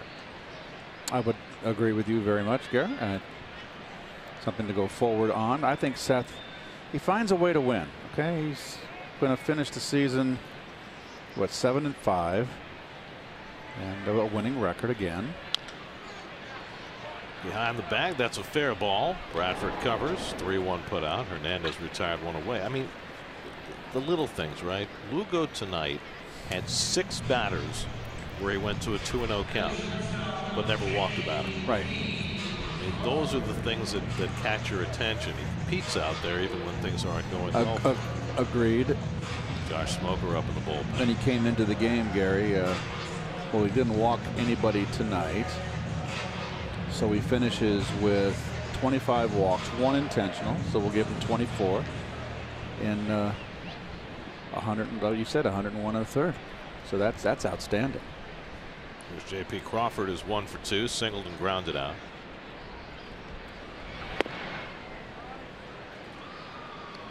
You staying warm enough tonight? My hands are cold. It's a little chilly. You got the nice sweater though. I did. Was very wise to bring the sweater. Yeah, I should have brought the sweater. You know, when we did those postseason pre and post game shows outdoors a couple of years ago. Well, it's a summer fabric. Well, Could feel my fabric. It's winter. You got to think. See, you go do basketball. You should know better. Well, but we're indoors. But Oh. you have so much more experience than That's I do in these real world matters. Al wants to give me gloves. It's okay, Al. Crawford flies one out to Nimmo in left. Thanks, Al. 2 out. What's he giving you? He wanted to give me gloves because I said my hands were. You know, Al's so caring. Look at that. Al's bringing you batting gloves.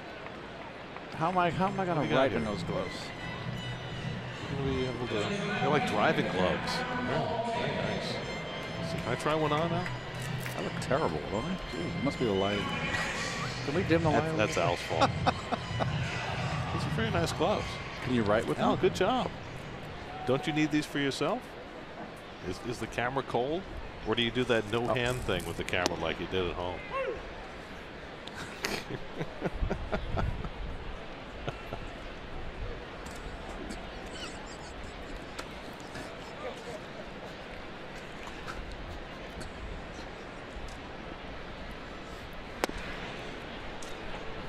Does it fit? Al, I have large hands. They don't fit.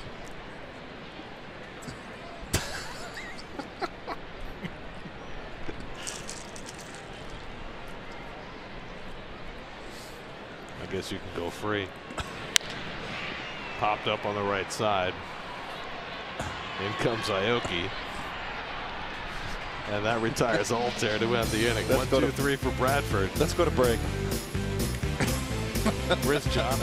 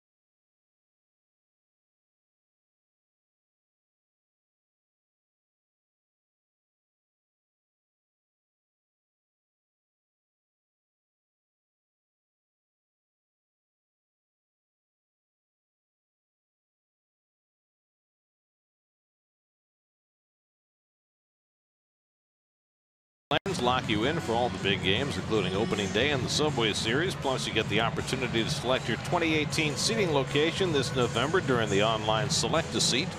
Place your deposit today at Mets.com/deposits. Come on, toss it. Oh, nice job. They're good. That one kid hit it on the fly. That was very impressive. They've been practicing. Ahmed Rosario leads off in the 6th inning against Zach Curtis and takes a strike. Rosario doubled in the first Met run in the 4th.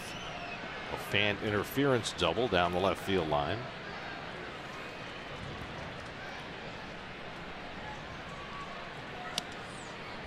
And Curtis keeping it away from him. A ball and a strike. Juan Lagares on deck. Then the pitcher's spot for the Mets in the 6th. Curtis came in to get the final out in the 5th. Struck out Dominic Smith after Henderson Alvarez left. Alvarez walked 6 and struck out none. That doesn't happen very often. Last Philly to do that was Jay Happ in 2010. It's not a winning recipe, the 6 walks, that's for sure.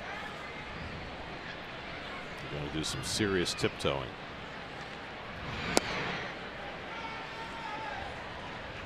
Two and two to Rosario. The only way to walk 6 and strike out none and be successful is if you get a whole bunch of double plays. He got 2, but that wasn't enough.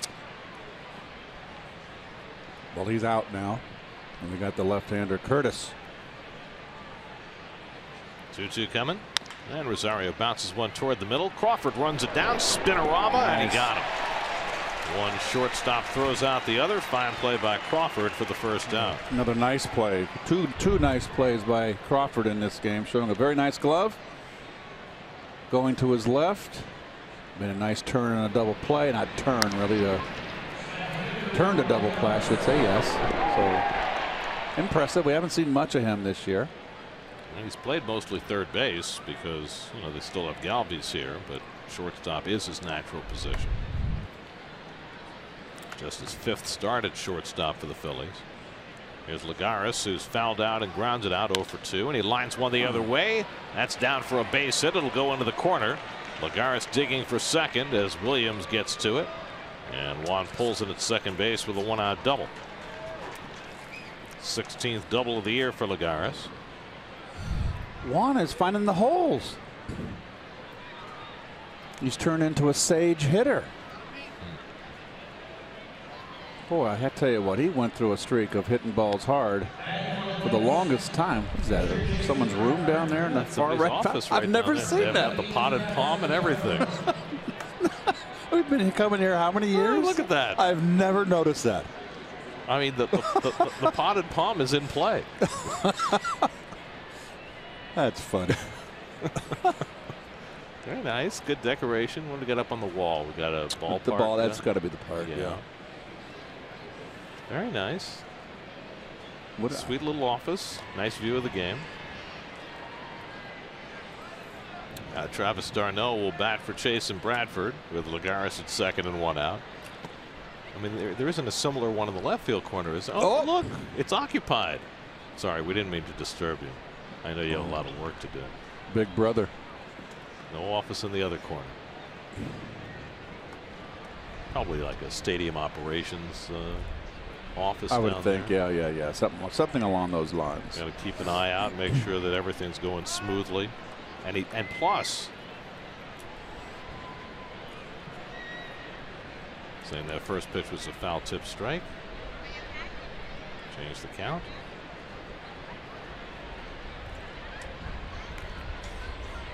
Anyway, the nice thing about having an office down there in the corner in right field. That's off the glove of Alfaro and back, and that'll move Lagares over to third. It should be a pass ball. Oh, yep, he just clanked it. And it will be a pass ball. So the Mets have a runner at third. By having your office down there in the corner, you're right near Bull's Barbecue.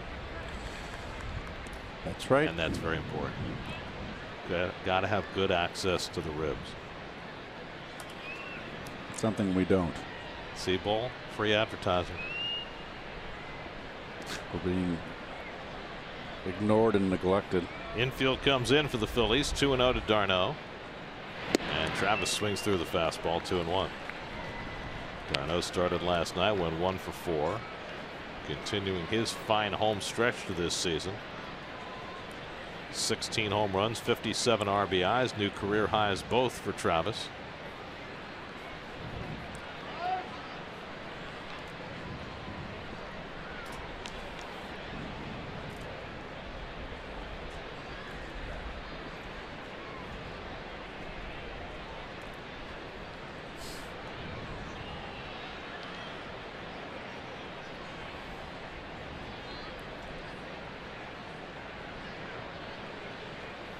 Now Curtis is ready to throw a pitch.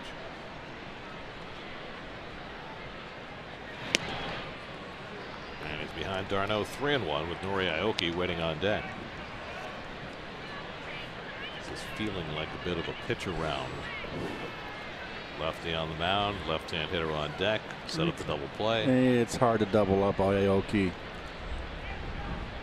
You may know that. Let's see what Curtis throws here on 3-1. He throws one in the middle of the plate. Travis lifts one to right. Tagging is Lagares. Williams makes the catch. Here comes Juan. Here comes the throw. It's offline. Alfaro though with a nice tag, and Lagares is out. Alfaro is shaken up. He could have broke his arm. That's kind of like the play where d'Arnaud got hurt in Atlanta a few years ago, when A.J. Przinsky ran into his arm just that way.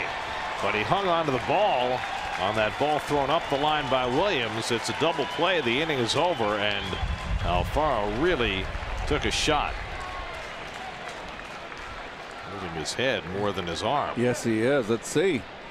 This is another one of those just boom boom plays. Oh, he got clocked. Hit him right in the head. He got clocked. It was inadvertent on the part of Lagares. He wasn't trying to. His elbow hit Alfaro right in the helmet. But Alfaro hung onto the ball. Nice throw by Williams, although it was up the line, and Alfaro able to make the tag, take the hit, and hang on. Ooh. That ends the inning. Mets lead 3-2 in the 6th.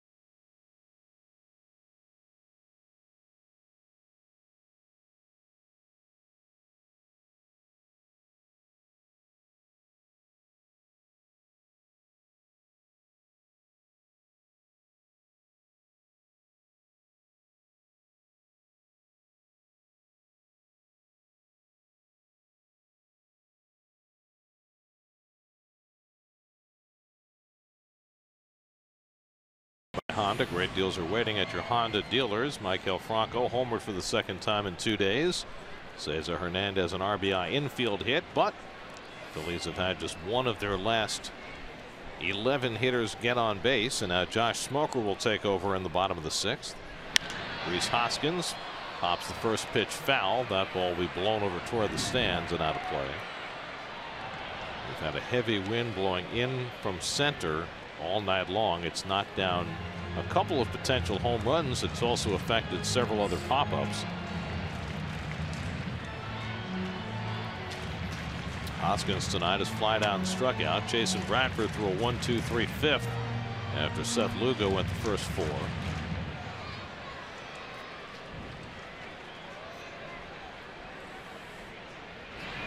And Hoskins fouls back the fastball, and Smoker's ahead 0-2. Josh has had a very good stretch run for the Mets.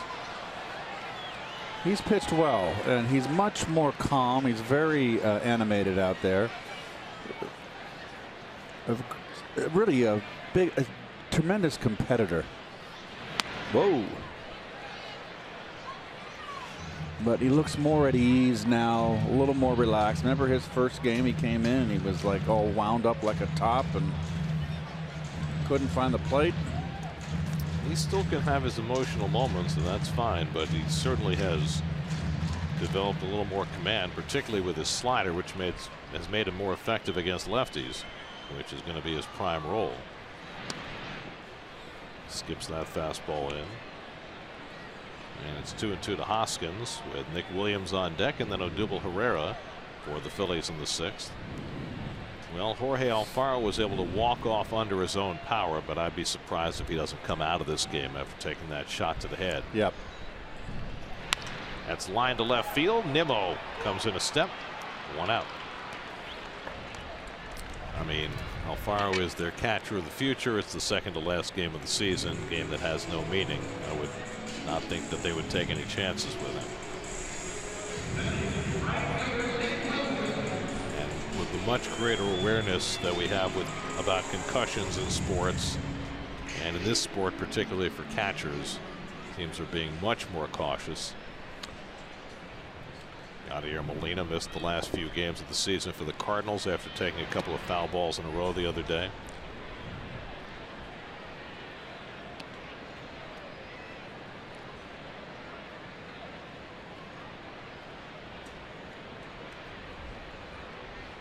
Nick Williams, who made that throw to the plate, 1 for 2.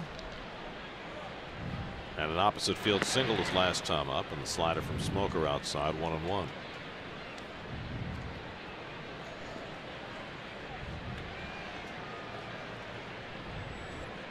Paul Sewald up in the Mets bullpen.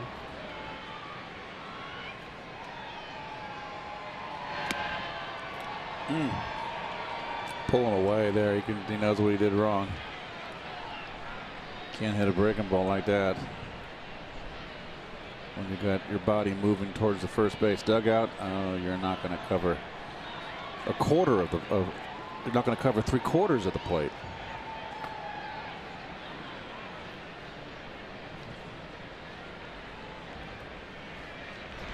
And Williams goes down swinging for the second out. So Smoker has his first strikeout. Didn't have to throw him a strike, Gary. He just kept on swinging. If you keep on swinging, keep on throwing it there.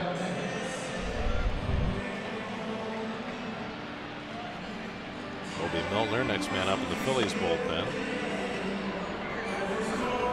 I never liked the numbers on the Phillies back. It's kind of an odd number. Remember when we were kids how big that number was? They were enormous. They were enormous outsized. numbers. Yeah. Didn't like that at all. I like this better. They're not. I'm not crazy about the style of the numbering. Yeah, they had those huge numbers on the back before they had names on their backs. Right. Odubel Herrera's 0 for 2 tonight, grounded out and lined out to right. I can actually say that as a kid I saw Jim Bunning throw an afternoon game in Candlestick Park when I was a youngster in a Philly uniform.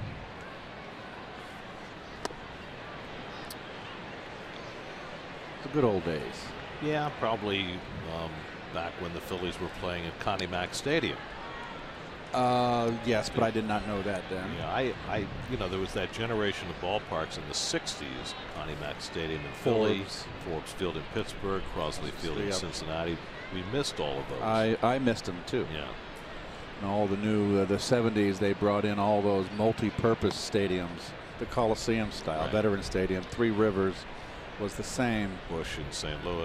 Bush was always there. earlier than the others, right? Yeah, 66 I think was its first I think year. so. Cincinnati was the same way. Really kind of not much imagination put into those parks. They were round. They were like big concrete bagels. Like the Tidy Bowl men. Well, that's another way of looking at it. That's how I looked at Montreal at Stade Olympique. It was so big. It wasn't completely in the round because it was of course used for the Olympics. It was a track stadium. Never enjoyed playing in that ballpark. Plus their pitching staff was always pretty top notch. See, that's it. You just didn't want to face Charlie Lee and Bill Gullickson. Oh, I didn't. Well, gosh, they had Charlie Lee, Bill Gullickson, David Palmer, Bill Lee. I didn't mind Bill. Steve Rogers. Schatzeder was tough. I did not like facing Dan Schatzeder. Woody Fryman out of the pen could still throw hard. Right at the end of his career. You know, he could still throw hard. He threw bullets, Woody. Stan Bonson had great stuff. Slider misses to Herrera, and it's 3-2. I didn't realize, I looked back on Bonson's career. Bonson won 20 for the Yankees early in his career. Had some good years with the White Sox. Yep. He threw a very heavy ball, had a great breaking ball, and he knew how to pitch, and he just come after you. Showing my age here. Ouch. Herrera gets drilled on a 3-2 pitch. Got him on the elbow.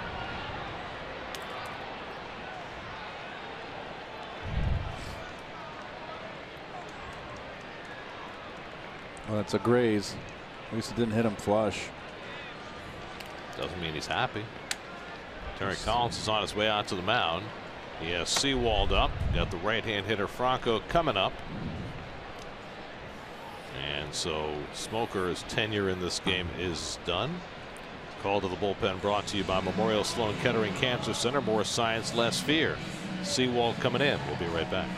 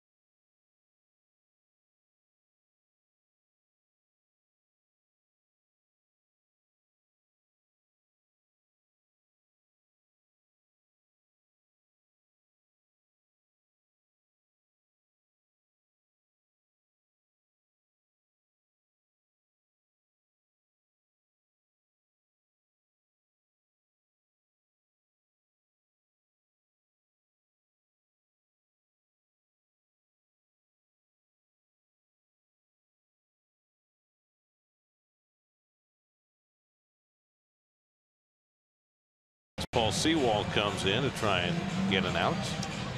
56 games for, well, now 57.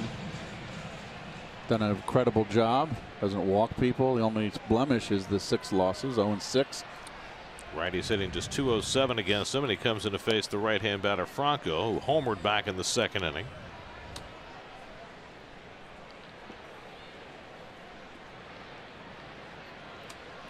Sewald last pitched on Wednesday, a scoreless inning against the Braves. Herrera the tying run at first. He can steal a base. He's got 8 this year.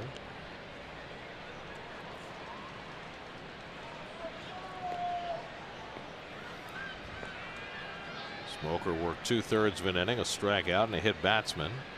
And now Sewald trying to get the final out of the inning. And the slider misses outside. It's 2-0. Well, you can see right now with the first 2 pitches, 2 sliders in a row.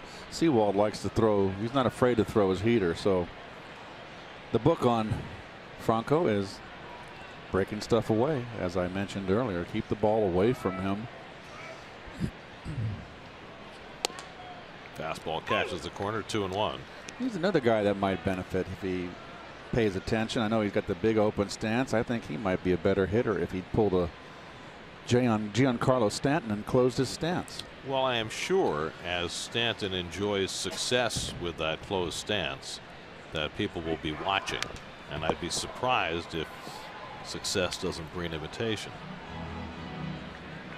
I mean, everybody's always looking for an edge in this game, and when you see somebody having success in a particular way, it makes people watch and take note. I would certainly go up to Stanton and have a, if I was a player and I had an open stance, and ask him what's been the big difference. Try to pick his brain, you know. 2-2 to Franco, and he got him looking, side retired. Sewald with the fastball paints the outside corner, gets his man. That sends us to the 7th with the Mets up 3-2.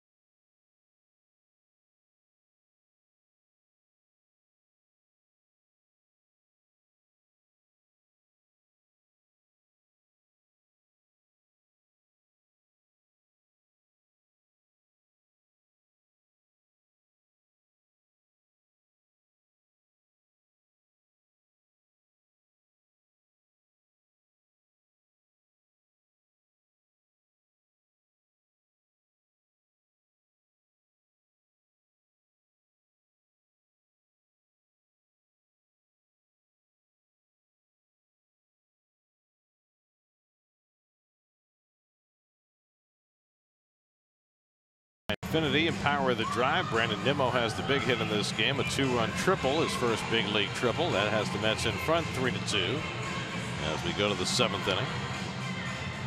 New catcher in the game for the Phillies, Cameron Rupp, takes over for Jorge Alfaro, who took a shot to the head on a play at the plate in the last inning. So Rupp is behind the plate.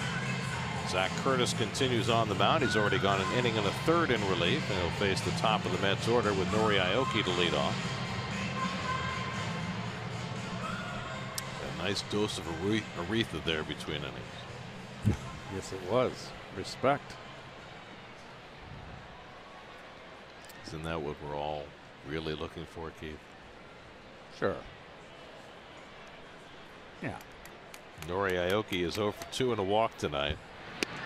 And he takes inside from the left-hander. Can't we all just get along?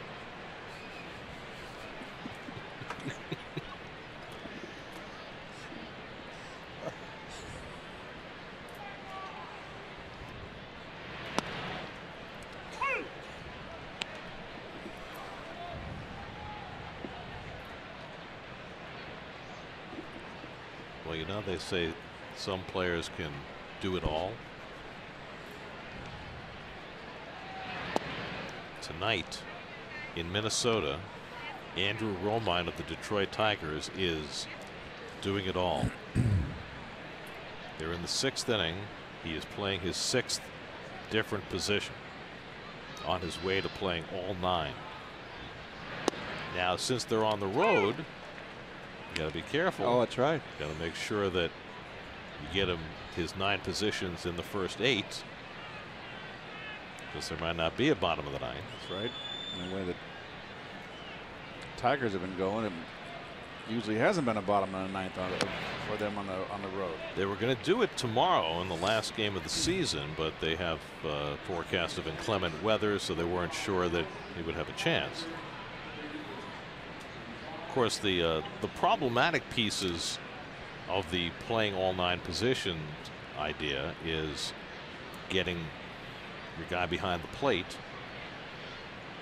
You probably want to have him catch somebody who's not throwing 105 miles an hour. Or a knuckleball. Right. And then, of course, you have to figure out when to send him out there to pitch. And Brad Ausmus, his manager, said that Romine would probably face only 1 batter as a pitcher, which will fulfill the requirement of having played all 9. And you can have him catch with only 1 batter. You could. And move him in mid-inning. Well, that's a little more problematic because he's got to take the equipment on and off. So? Delay of game, 5 yards. I mean, you know, we're trying to work on our pace of play. I understand. We are. Victor Arano up in the bullpen for the Phillies. 3-2 to Aoki. And he walked him. I think that was ball 4. Nori, that's 4. 4. Dan Bellino had to tell him twice. Go take your base, son. That's what they used to say in Little League. Take your base, son.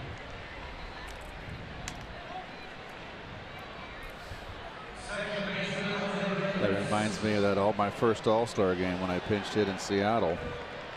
I told this story. I always thought it was Marty Springstead, and it wasn't. I researched it, and I can't remember the umpire's name, but he called a pitch a foot outside a strike. An American League umpire. Yes, of course. Reyes lays down the bunt. Rupp out to get it, fires it, a low throw, but Hoskins makes a nice pickup. And Reyes is out. That was a sweet pick by Hoskins on a bullet thrown by Rupp. Beautiful pick. That's an in-between hop. And I think 10 years ago, Jose Reyes beats this out, Gary. They are going to give Reyes credit for a sacrifice, which is absurd since he clearly was bunting for a hit.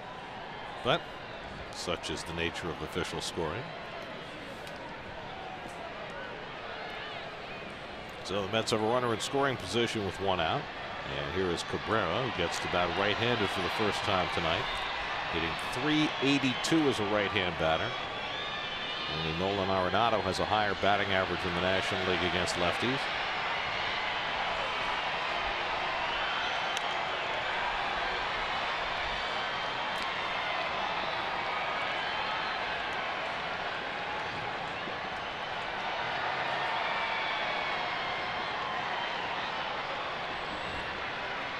Brandon Nimmo waits on deck.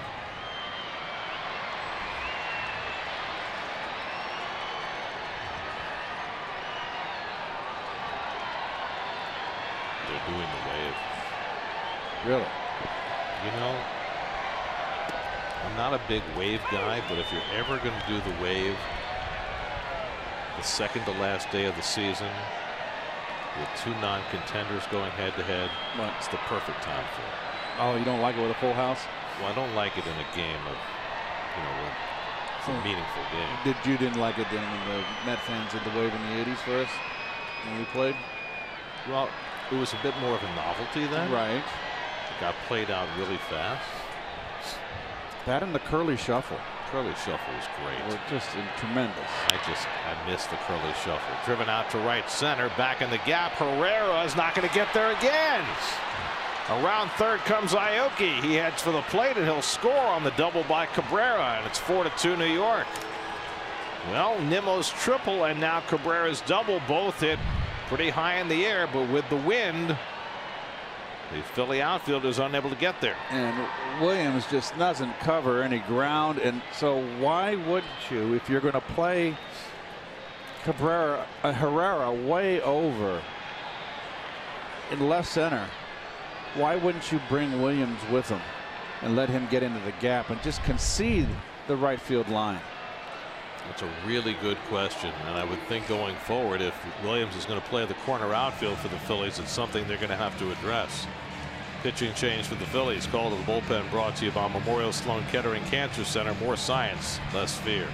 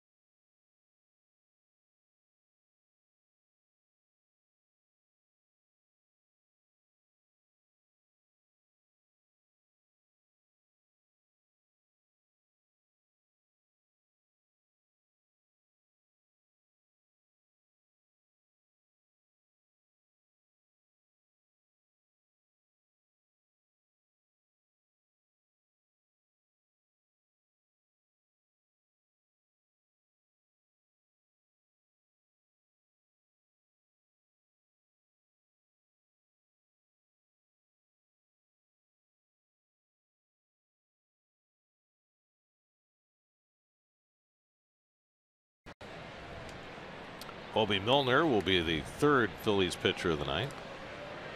Another left-hander here. They got 4 of them in their pen. Comes in to face Brandon Nimmo and gets the curveball in for a strike. Side armor. Nimmo hit a 2-run triple beyond the reach of Herrera in right center in the 5th. His first big league triple. It gave the Mets the lead. They've tacked on a run on a ball Cabrera hit beyond Herrera's reach for a double. New York Mets baseball is brought to you by NYU Langone Orthopedics.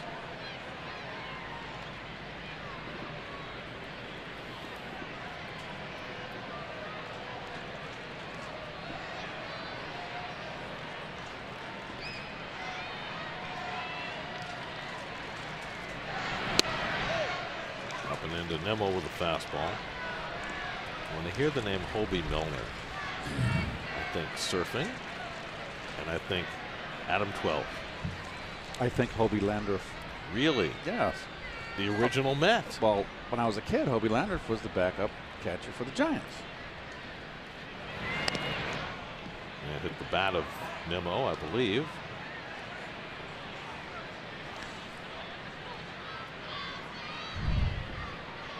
It sure did. Hit the knob. Well, Hobie Landreth was the first pick for the Mets in the expansion draft. And they asked Casey Stengel, why did you take Hobie Landreth with the first pitch in the expansion draft? And Casey said, well, if you don't have a catcher, you have a lot of pass balls. Casey, typical. Trying to think who the... Nimmo gets under one to right field. Williams cutting across toward the line. Tagging at second is Cabrera. He will stay put. And that's the second out.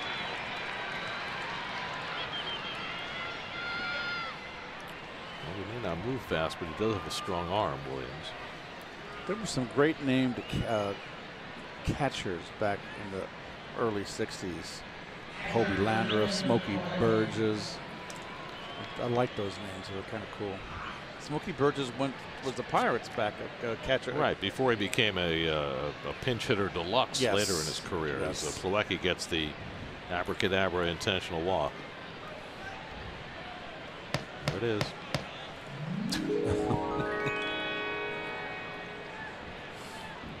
So I'm trying to think of the Giants had a left-right battery. It was Ed Bailey, and I can't think of the name of the other catcher. Both were power hitters, not average hitters. Hit home runs. Giants love to hit home runs.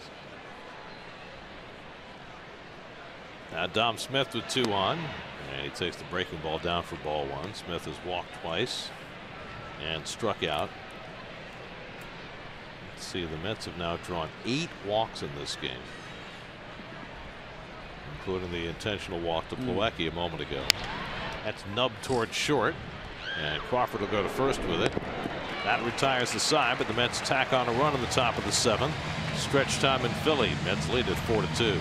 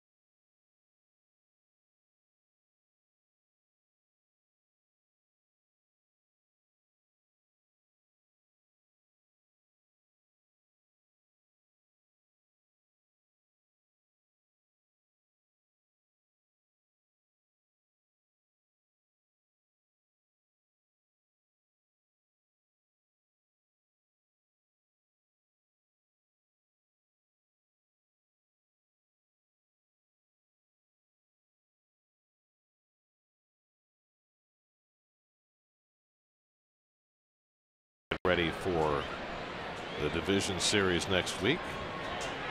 Cameron Rupp up for the first time. Grounds 1 foul outside third. 4-2 New York as we start the bottom of the 7th. Rupp making his first appearance in this series. Freddie Galvi's on deck to pinch hit for the pitcher. Cesar Hernandez behind him. Paul Sewald came on to get the final out in the 6th. Now a ball and a strike to Rupp. And if the Mets hang on to this lead, the official score will have to award the victory to somebody. Seth Lugo went 4 innings, didn't qualify for the win. Bullpen has held the fort. Jason Bradford for an inning, Josh Smoker for 2/3, and now Sewald. Yeah, it's kind of a tough call here. Well, we'll see how it ends. Well, the official score could have a similar call tomorrow because the Mets are scheduled to start Noah Syndergaard, and Syndergaard is going to be limited to 25 pitches, which means certainly no more than 2 innings. And then the Mets will run a string of relievers out after that. Rupp pops one foul that'll come back out of play.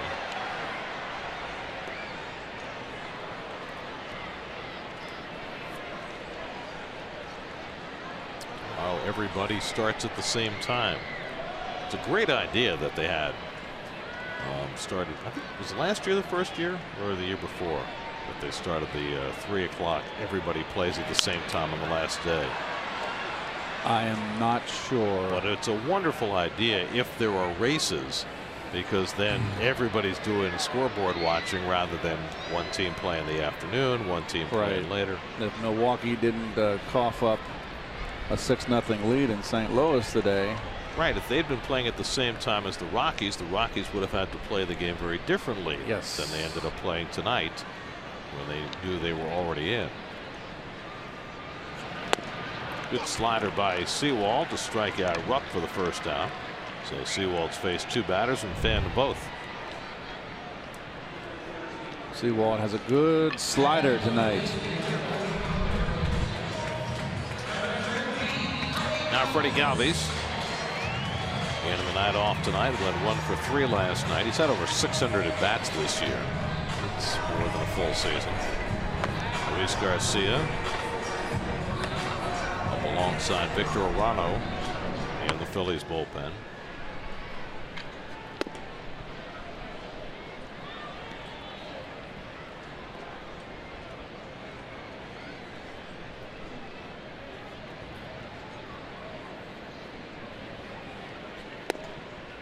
And that catches the inside corner, a ball and a strike.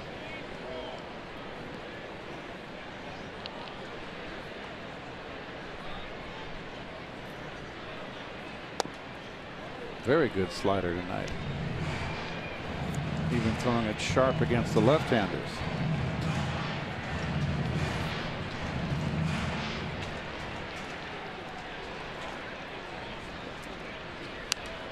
Off the fists of Galvis, and it's 2-2. So I understand that Andrew Romine has moved behind the plate for the Tigers in his quest to play 9 positions, using a glove that was a hand-me-down from his brother Austin, who is a catcher. 3-2.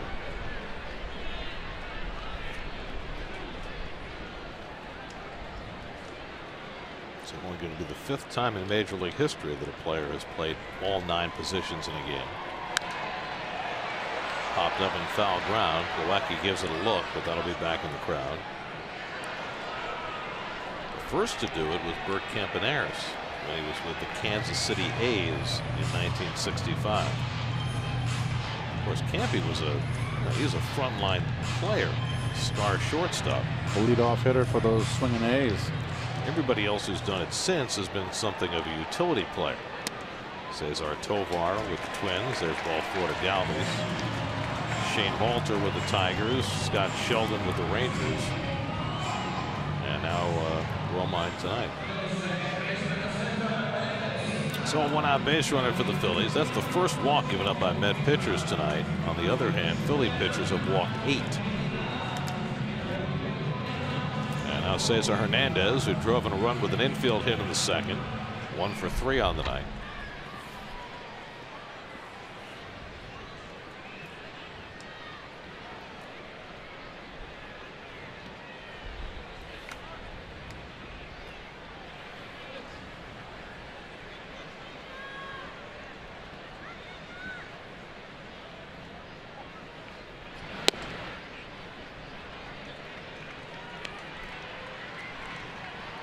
Plawecki's going to run that out to Sewald. And after he pulled that fastball inside.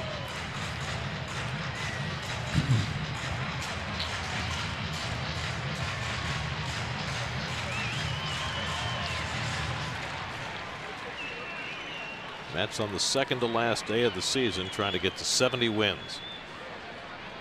That was not the game plan.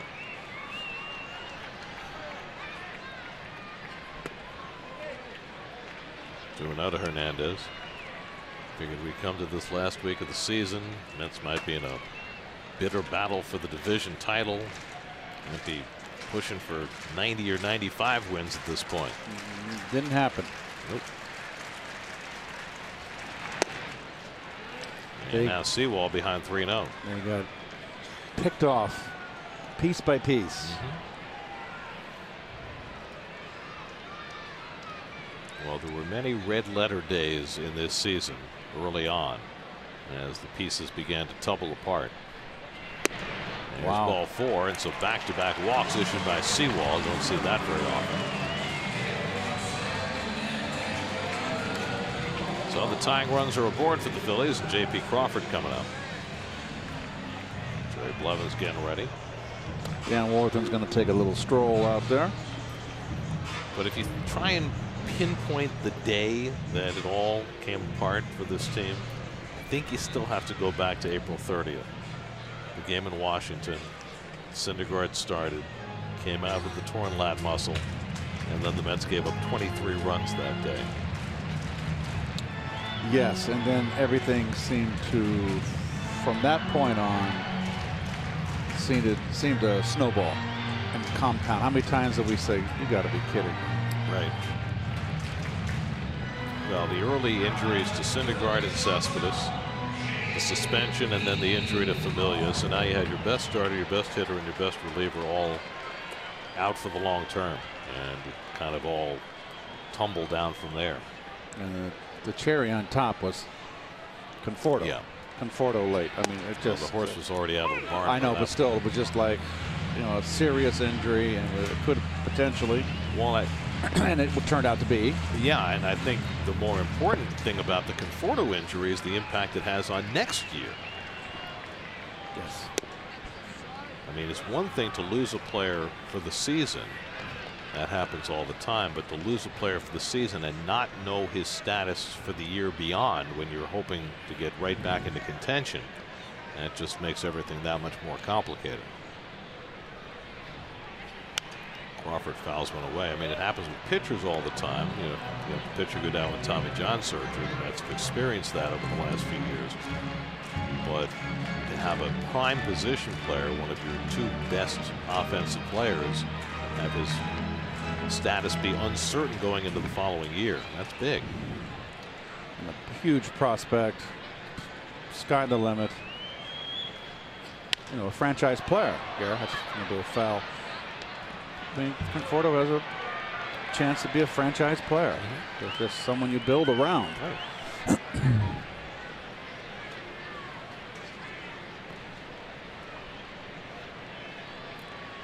And certainly he expects, and everybody hopes, that he'll be able to come back and be 100%. But when that might happen, we don't know. He doesn't know. 2-2 now to Crawford, and his doctors don't know. Time will tell, and you know that Conforto's the kind of guy that will do everything he has to do to get himself ready for next season. Crawford takes just inside, and that's a full count. So after walking 2 in a row, Sewald's run it full to Crawford.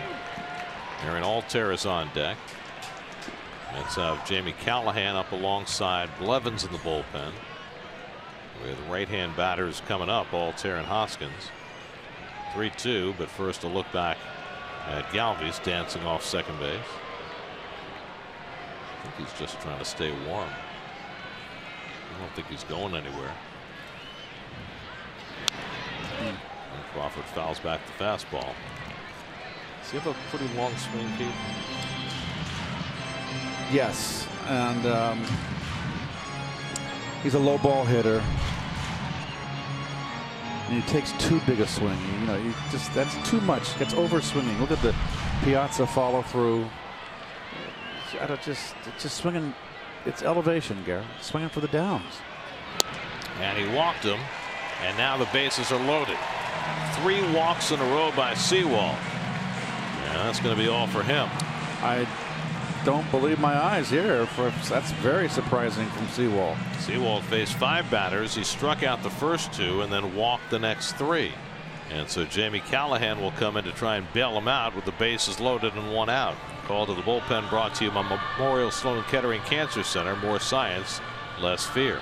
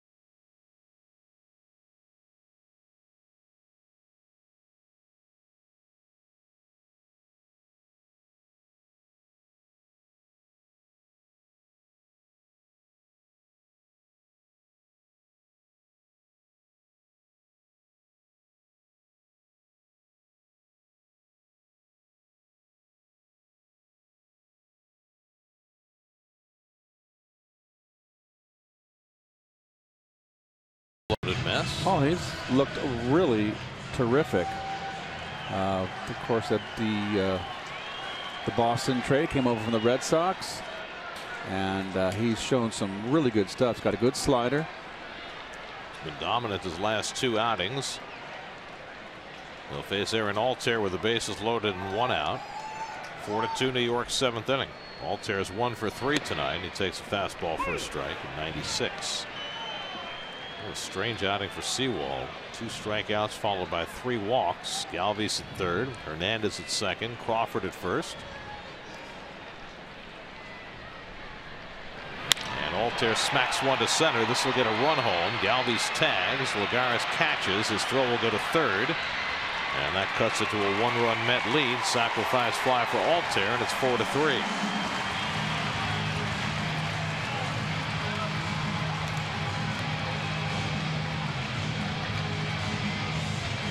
Well, it's a tough spot for Callahan here, and that to me is kind of an inherited run that scored. That really should it be an inherited run that scored? And it's a tough spot. I've always felt there should be some kind of a sliding scale, right? It's different when you inherit a runner at first with 2 out versus a runner at third with nobody out or 1 out. Exactly. Anyway, the run charge to Sewald. Tying run Hernandez remains at second. Rhys Hoskins, the batter, he's gone 0 for 3 tonight. Now 4 for 28 against Mets pitching.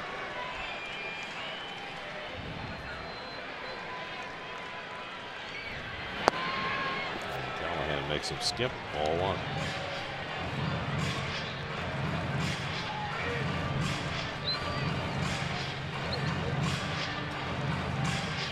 Not the right number, Keith. He's just hitting from the wrong side of the plate.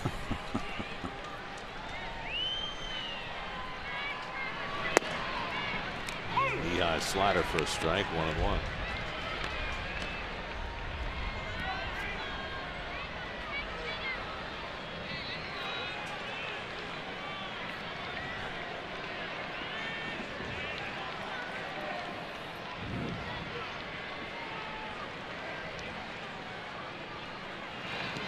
Nice, good block by Plawecki.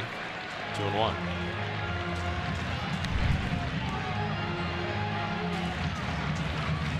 Well done. Beautiful. Can't do any better than that. Smother that ball.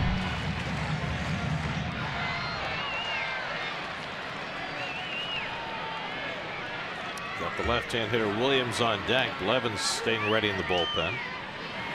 And Hoskins lifts one foul, and it's 2-2.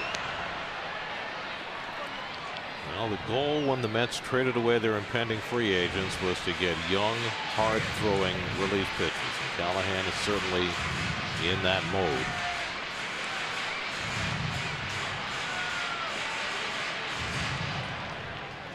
He will certainly have an opportunity to make this team out of spring training next year as part of a revamped bullpen. Absolutely. 2-2 coming. Fouled away. 97 again from Callahan. Certainly he has looked better of the 2 that the Mets have seen so far.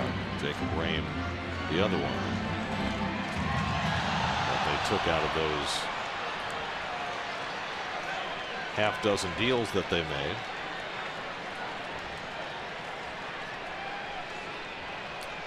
Two out, 2 on, 2-2 to Hoskins. And misses with the splitter, 3-2. So that'll get the runners in motion. Hernandez at second. Crawford at first will be on their way.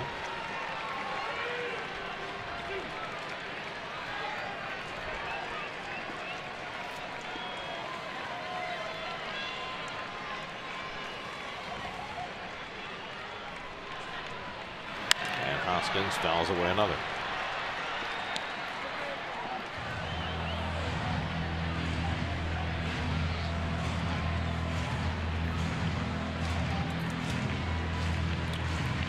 Giancarlo just took a call, 3rd strike in what will probably be his last at bat of the night.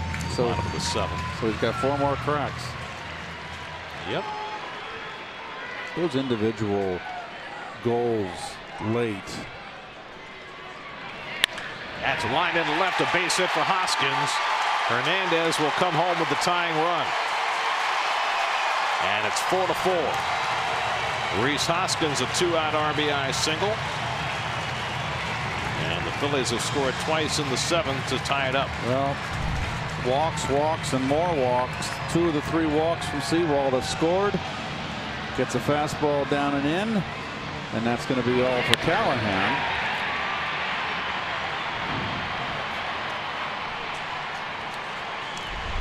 Blevins will come in to face the left-hand hitter Williams. Call to the bullpen brought to you by Memorial Sloan Kettering Cancer Center. More science, less fear.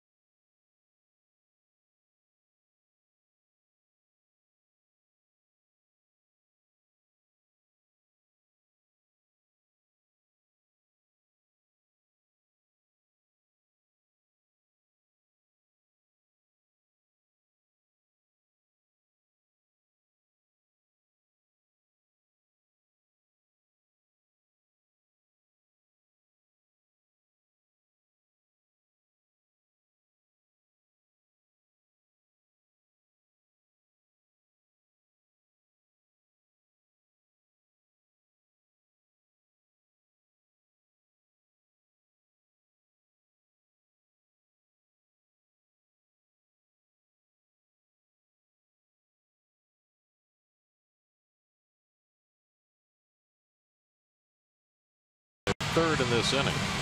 Well, this September I have gone through, let me see, I have 6 different magic markers. I'm getting close to the 6th. And it would be orange, number 5. Orange. Nick Williams up with 2 out and 2 on. Phillies have scored twice in the 7th to tie the game. And the curveball from Blevins misses for ball 1. Williams 1 for 3 tonight. Meanwhile, in Minnesota, the saga of Andrew Romine trying to play all 9 positions for the Tigers. They brought him in to pitch to start the bottom of the 8th with the Tigers up by 1 run. And they brought him in to face Miguel Sano. And he got him to ground out. Wow. And then they moved him to first base. So he's gotten the tough ones out of the way now. Williams fouls one off the left side. But here's the kicker to that. Since the save rule was enacted in 1969, it's the first time that a position player has ever been brought into a save situation. Because it was a 1-run game in the 8th inning. So he'll get a hold. Get a hold. Exactly.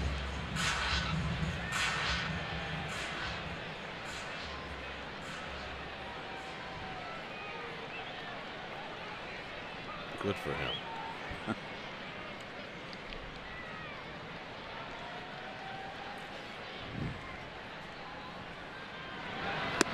Ooh. Williams' head.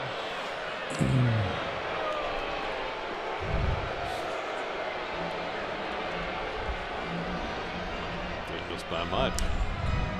And the fans boo, but the hitter knows he's not being thrown at. He had plenty of time to duck. He just almost didn't duck enough.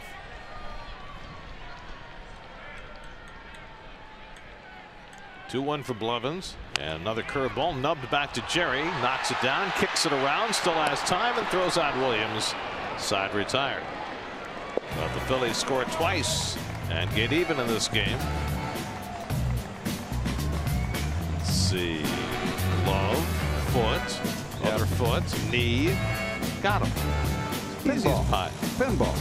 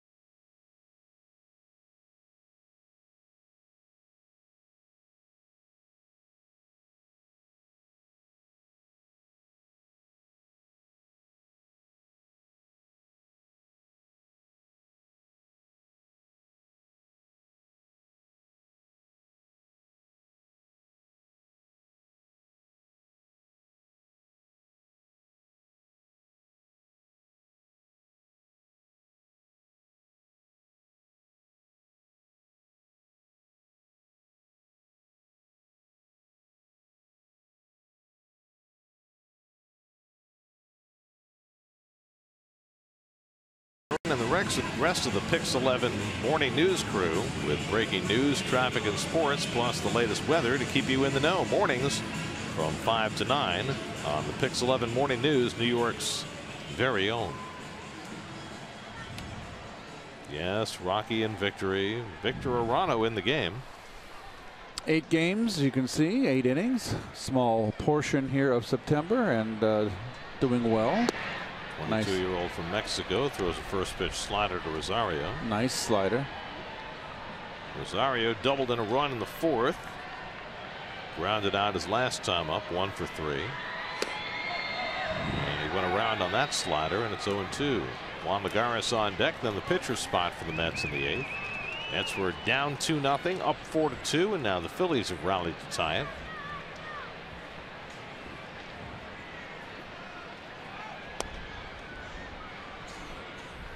So Mr. Arano likes his slider. AJ Ramos, who has been sidelined for more than a week because of biceps tendonitis, back and ready to go. He would like a good outing to cap off his season after a couple of really rough ones his last 2 times out. And the fastball gets Rosario. So Arano, after teasing with the sliders, comes up and in for the first out. All those sliders, he didn't mean to get it there. He saw the catcher set up outside. And you think you would recognize, okay, I missed on the inside, on the other corner, and I threw it by him up and in. But I guarantee you it's not going to register.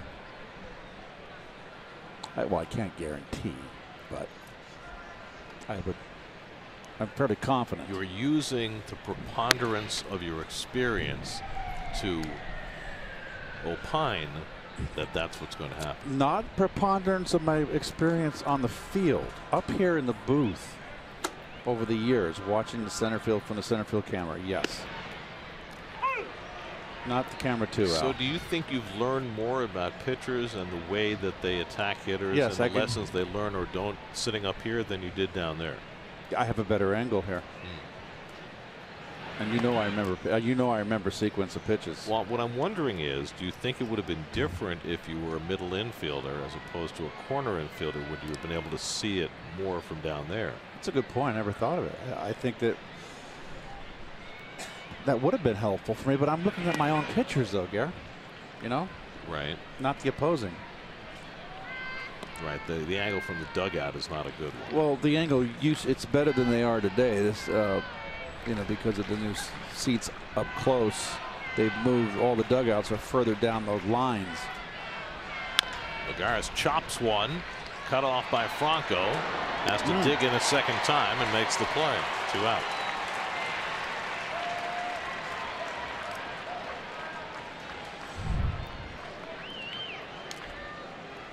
Only ranges to his left. This ball gets by Franco.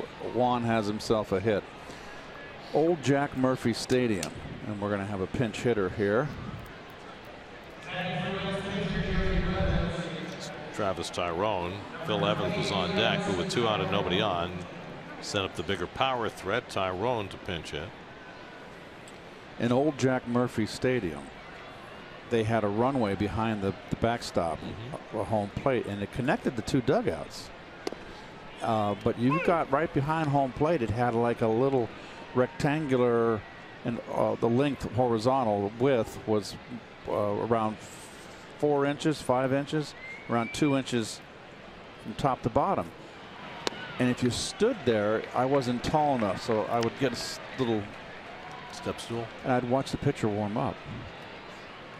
And you could see his. I could see all the stuff. Was umpire wasn't there because he was, was in between innings, and very sneaky. Very. I don't think I was the only person to do that. Very surreptitious. Very sub rosa. I thought, how in the world was San Diego let something like this happen? I mean, they have to know. Come on, people get traded to the Padres. If I got traded to the Padres, I'd tell Tony Gwynn, "Hey Tony, you can go behind here and look at this." Right? Well, Tony, of course, didn't need it. Starting to look at video at that point. He was at the forefront of that as Tyrone strikes out to end the inning. Arano with a couple of strikeouts and an impressive 1-2-3-8. Still 4-4 in Philly.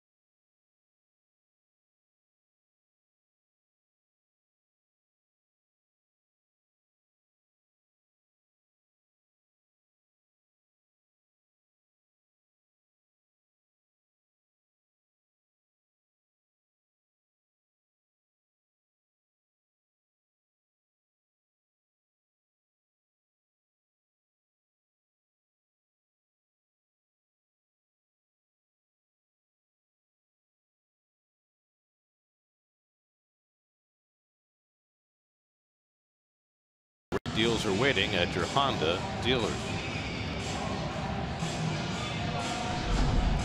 AJ Ramos hasn't pitched in 8 days, trying to shake off some biceps tendonitis and some poor results lately. Well, his problem has been his walks, and you can see the 34. That's the full composite of his entire season with the Marlins. But with the Mets, he's walked a whole heck of a lot of people. And not only that, what doesn't show up in the walks when he does put the ball in play, but he's getting 3-2, lots of 3-2 counts. So he hasn't been sharp in the orange and blue thus far. Double Herrera leads off in the bottom of the 8th. It'll be Herrera, Franco, and Rupp for the Phillies in the 8th after they rallied to tie it in the 7th. Both the runs charged to Paul Sewald. Walked 3 and 2 of them came home to score.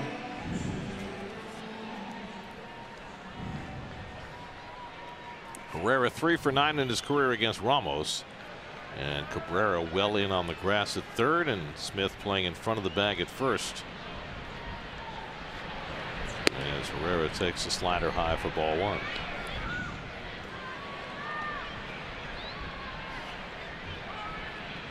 Only 2 center fielders have more extra base hits this year than Odubel Herrera. Charlie Blackmon, Mike Trout. That's why I don't think he's going to be bunting.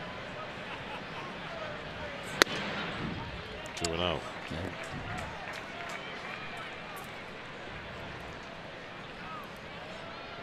Maikel Franco has homered each of the last 2 nights, waiting on deck.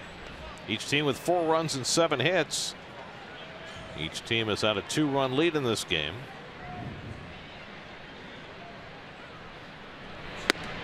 And a high strike, 2-1.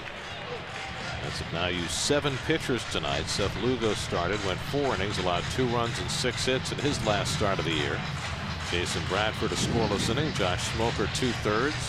Sewald got charged with 2 runs after walking 3. Callahan and Blevins finished up that 7th inning. And now Ramos.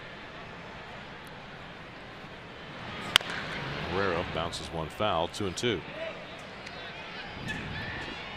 So Andrew Romine has done it. He has played all 9 positions for the Detroit Tigers tonight in Minnesota. Got a standing ovation from the Minnesota crowd.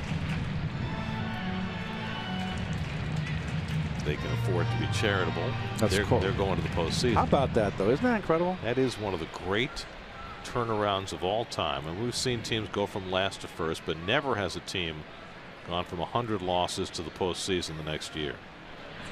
And you'd have to figure that because of that, Paul Molitor is going to be a lock to an American League Manager of the Year. Oh, especially they gave up on the season and made all the trades of their big players. Well, they traded Brandon Kinsler to the Nats. They traded Jaime Garcia after he made just 1 start for them. They went for it, then they unwent for it. They were missing their biggest bat, their all-star Sano, for 6 weeks. At the crucial time of the year, but they were able to piece it all together. And that means Bartolo Colon will be That's right. in the postseason. Big Bart. And he's already established that he can be an effective reliever in the postseason. We relieved in the World Series. Game 1, right? Well, he did it several times in during Kansas that City 2015 postseason. Yep. He did in Game 1 in the extra inning game. He was also the pitcher, remember, on the mound when Utley broke Tejada's leg in the division series.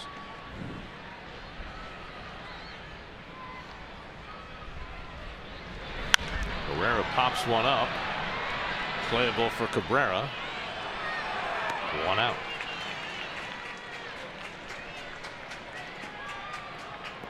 So Ramos gets his first man. And now he'll take on Maikel Franco, who homered back in the 1st inning.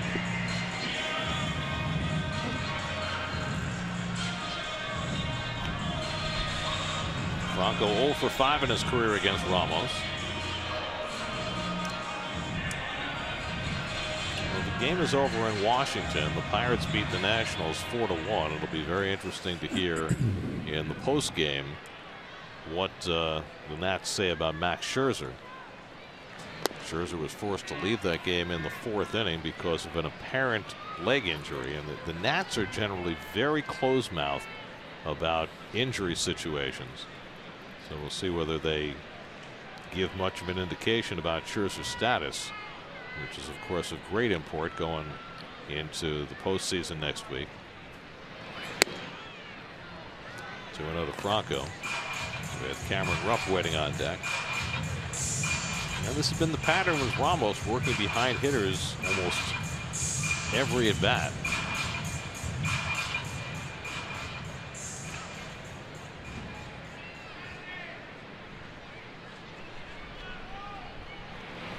And a 2-0 slider in for a strike. That's been another recurring pattern. He likes his slider. It feels though Like he doesn't trust his fastball. I don't know what's going on in there because he's got a good fastball, but he likes to throw his slider. And it's like, I am going to go down with my slider or I'm going to go up with my slider. Now he finds himself behind in the count, a 3-1 on a dangerous hitter in Franco. Hector Neris, who has done a wonderful job as the Phillies closer, is getting ready.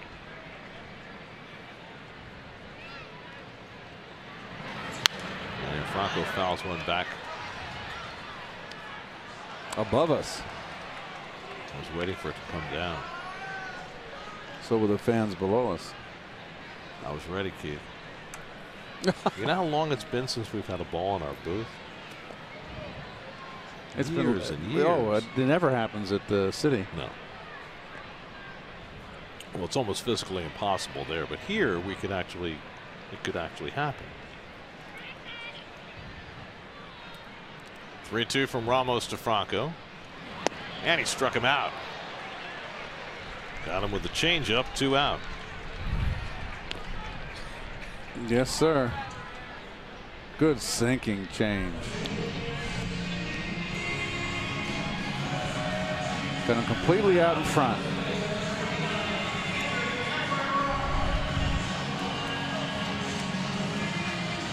No 2 out and nobody on. Cameron Rupp up for the second time.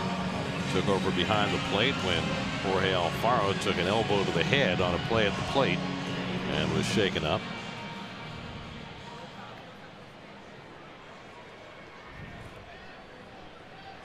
Rupp struck out and is only at bat in the 7th.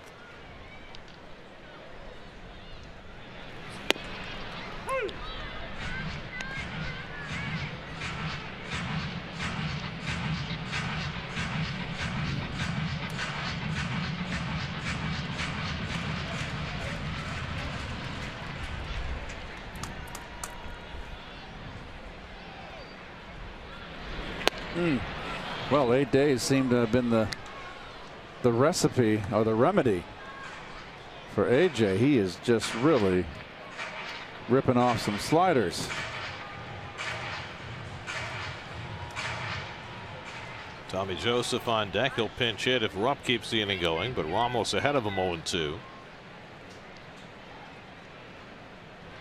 And he struck him out with a slider. Good inning for Ramos. He sets him down 1-2-3 with a couple of strikeouts. That sends us off to the 9th in Philadelphia with the Mets and Phillies tied 4-4.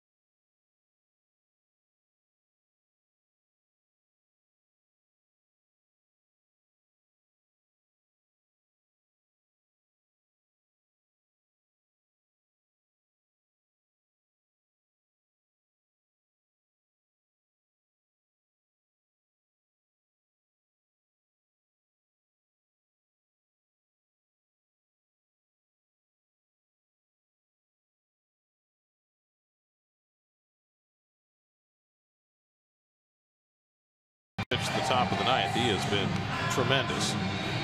Well, look at the numbers. And with the team in last place, not too many wins. 26 saves shines bright and clear. He has converted his last 20 save opportunities, which is the best run for a Phillies closer since Brad Lidge had the perfect season when the Phillies won the World Series in 2008. Lidge, if I recall correctly, went 41 for 41 in the regular season and then 7 for 7 in the postseason. And Neris loves his splitter. Got the job early this year, and he has run with it. Top of the order, Nori Aoki leads off the top of the ninth. Aoki has walked twice and scored 2 runs. Mets have drawn 8 walks tonight. 6 of them by the starter Henderson Alvarez.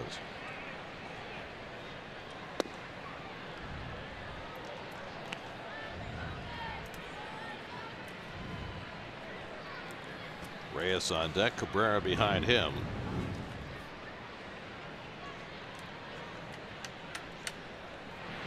And 3-0 to Aoki.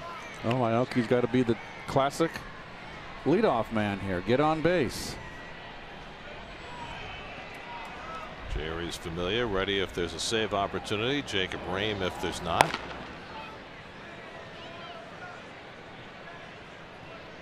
Aoki, you can be certain, will take a pitch here on 3-0. And it's a fastball for a strike, 3-1.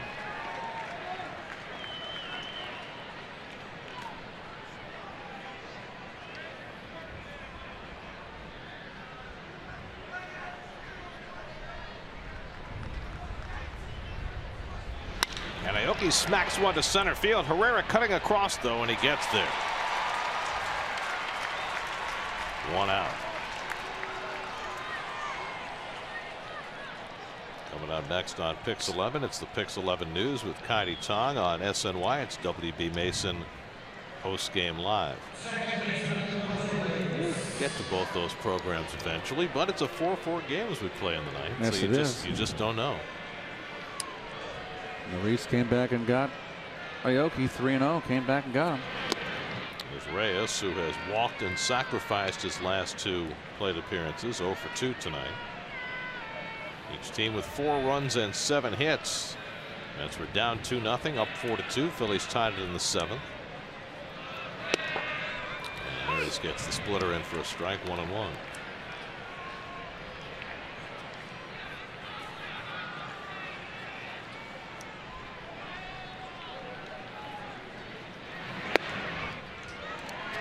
Gets the call on that high splitter, and it's 1-2.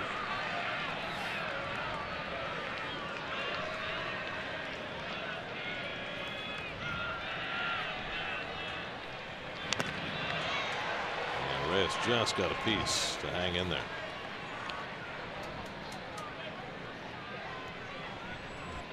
There's Drupal Cabrera, 3 hits tonight, waiting on deck.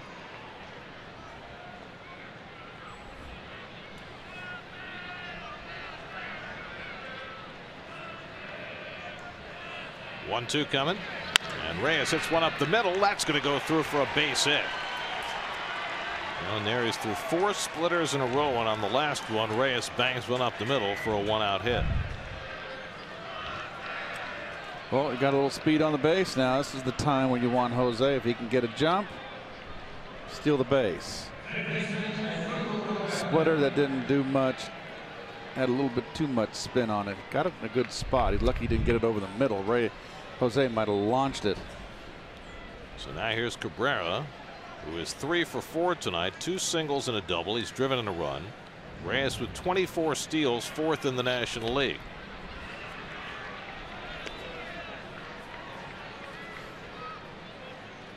Reyes has given up 4 steals in 5 tries this year.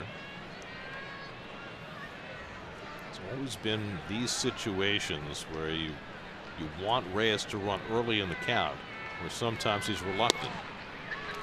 On the inside corner, a strike to Cabrera, 0-1. That goes back to his halcyon days when he was stealing 60-70 bases a year. He never disguised very well. Let's just put it that way. You can tell when he's in runner mode, and right now he's not. And all you got to do is just sit there and get crouched like you're set always, and just to put the thought in the back of his head. Pitcher's head, that is.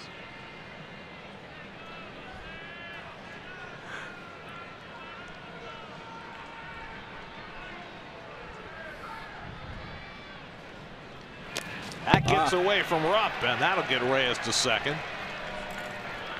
So no stolen base necessary, and Reyes is in scoring position with 1 out. Splitter. Tough play for Rupp. Reyes in scoring position. Mets need a base hit. So a wild pitch moves Reyes. And now Cabrera with a chance to get that lead run home. Nimmo waiting on deck. Phillies getting somebody else up in the bullpen behind Neris now as he works in a tie game in the 9th. And Cabrera with a wild cut at a splitter, and it's 1-2. Boy, Cabrera's got that whole left side of the infield. Axel Rios, who's been up a couple of times tonight, is up again for the Phillies. Nice first name. Look at that hole between third and short. My goodness. Little ground ball and a splitter. Splitter he's going to want to throw away, down and away to the left-hander. Just poke it right in that hole. And Cabrera goes down swinging on the splitter for the second out. Well, Cabrera just had a hard time adjusting to the pitch. Look, did not out in front and fishing. So it's left to Nimmo with 2 out. Brandon has the biggest hit tonight for New York, a 2-run triple back in the 5th that gave the Mets the lead at the time. 1 for 4 on the night, trying to pick up Reyes from second base with 2 out.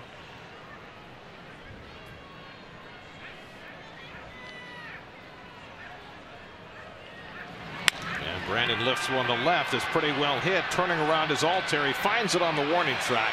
And that retires the side.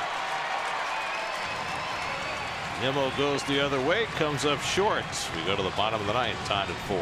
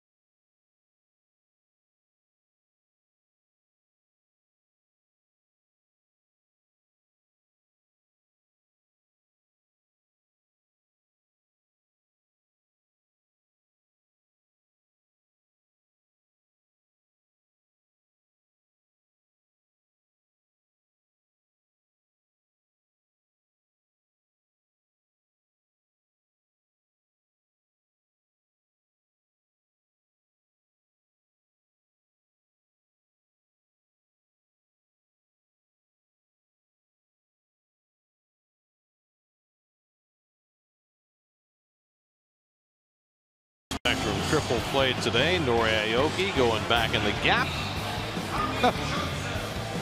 Got a uniform full of warning track for his efforts. But a big help to Seth Lugo back in the 4th inning.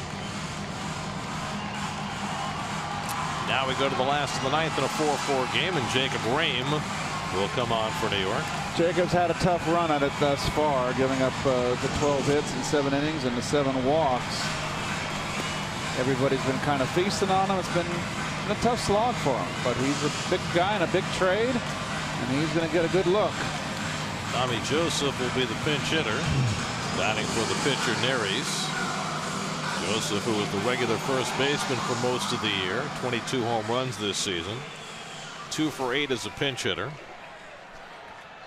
It'll be Joseph, then Cesar Hernandez and J.P. Crawford due up in the bottom of the ninth. Rame, the 8th Met pitcher of the night, after Seth Lugo started and went just 4. And Joseph takes a fastball for a strike.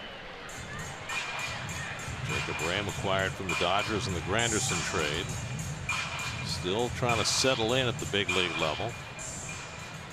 Tough place to settle in a tie game in the bottom of the ninth. And his slider missed away. Joseph held the swing, and it's 1-1.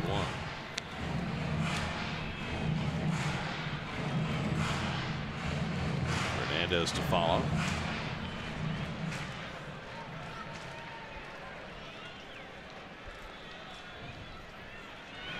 And Joseph gets under 1 to left. Nimmo tore the line. 1 out.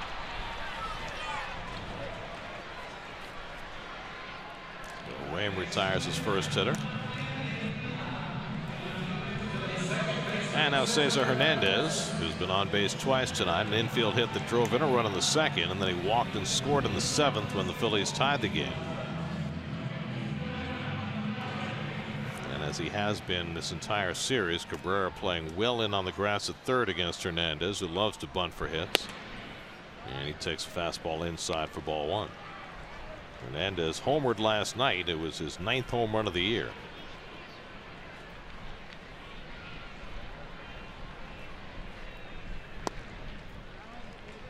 And Rame quickly behind him, 2-0.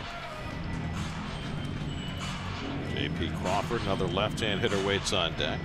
Mets bullpen is quiet. It's on Rame to get through this inning.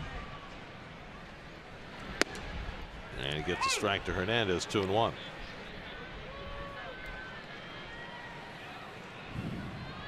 The P on Hernandez's helmet almost obliterated by pine tar. Yes. P for pine tar. It comes off very easily with rubbing alcohol, like I said, on the bat. It takes it off the bat, the wood, and you can put some rubbing on a towel and rubbing alcohol. It comes right off. I like the clean helmet. I have one question for you, though. Is pine tar 1 word or 2 words? I think it's 2. Okay. Because if P really was for pine tar, I would probably say PT then. Oh, I see where you're going. Are you drinking iced coffee tonight? 3-2. Fouled away. I'm always drinking iced. You don't drink hot coffee when it's a cold night? It's not that cold. My feet are cold. Really? I brought the wrong shoes. I went with the sock liners tonight. Ah, you were wise. Little tricks of the trade, you know. I'm well aware. Nothing worse than your feet get cold. Hernandez foul tips it for strike 3, and Rame has his first strikeout of the night. And it's 10 strikeouts for Met pitching. Ooh, nice hang right there by a little squeeze of the glove. So 2 out and nobody on that. J.P. Crawford. Crawford's 1 for 3 and a walk tonight. Crawford hit 15 home runs in AAA this year. He has not hit a big league home run. 66 major league at bats. He takes a home run cut and comes up empty, 0-1.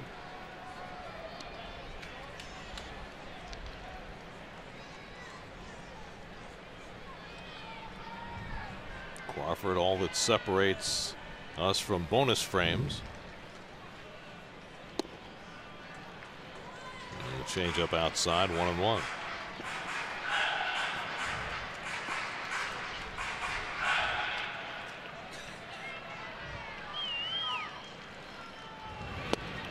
And another home run swing by Crawford, and it's 1-2.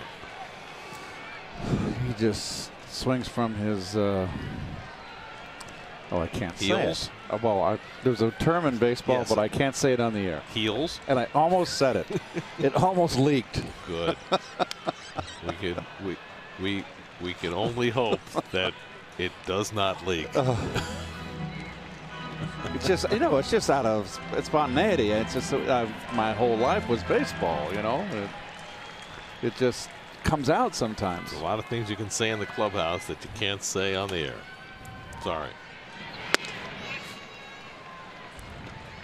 2-2 to Crawford, especially today. We're on over-the-air TV. And by the way, this is our last Picks game of the year. I want to say thanks to Steve Olbaum and everybody at Picks for the great relationship we've had these last dozen years. And Steve brought us. I love the shirts, the new shirts.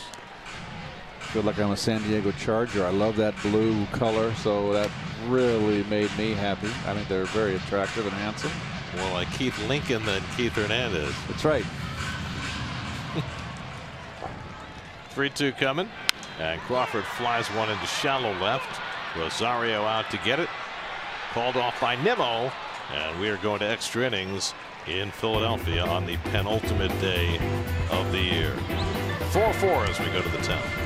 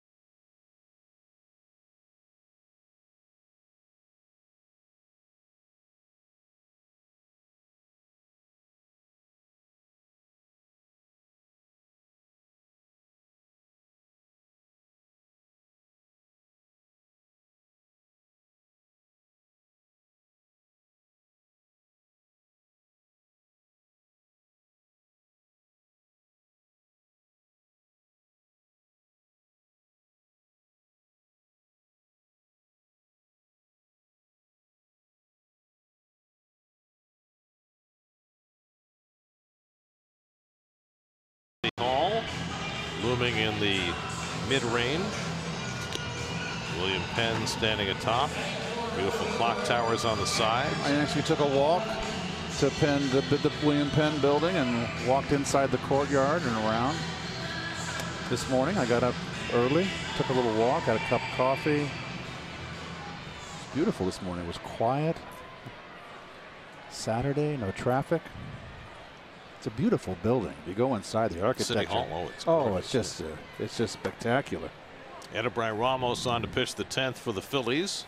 Kevin Plawecki leads off. Plawecki's been on base 4 times in a row tonight. A single and 3 walks, and he takes a slider for a strike. I read some of the plaques there are in the building. It's the largest municipal building of all the major cities in the United States. Is that right? Yeah, that's what it said in the plaque. I don't think they would give us misinformation. Or would it be disinformation? I don't want anything to do with disinformation. Inside that building, there you walk through the middle of that building, there's a walkway, and you go inside, and it's all a big square inside. It's beautiful, folks. So when they say it's the biggest, do they include the courtyard in the size of the building? I think the whole, that's a good question, but. So it's like a donut. You lost me. The empty space doesn't really Come count. on, we're in the 10th inning here. Leave me alone. People, just go visualize. Go take a walk in there. It's really beautiful. Plawecki lays off the slider, and it's 2-2. Dominic Smith on deck, then Ahmed Rosario. The Mets have not fared well in extra innings this year, just 2-8. And there's the aerial view. Yeah, there it is. Right there. Beautiful. In the courtyard, yeah. Boy, they have stairwells going up. It's just every angle is so beautiful. Look at that. That's a lovely courtyard. It is.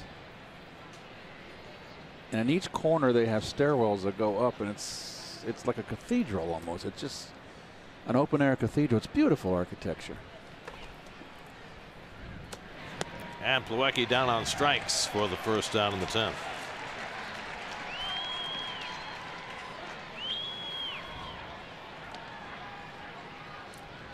got Dominic Smith coming up. By the way, the Phillies have fared much better in extra innings than the Mets have. The Mets are 2-8. The Phillies 7-9 in extra inning games this year. Ramos is a. It's not that late. Well, it's close to Halloween, Still right? got a month to go. Come on. Smith has to jump back from the fastball. That's the. Almost got him. That is a mask from the Planet of the Apes right there. You sure it's not the one from Trading Places? Yeah.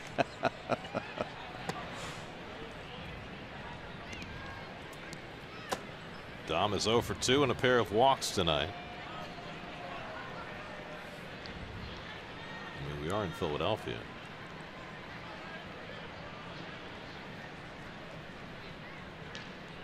Home of Winthorpe and Valentine.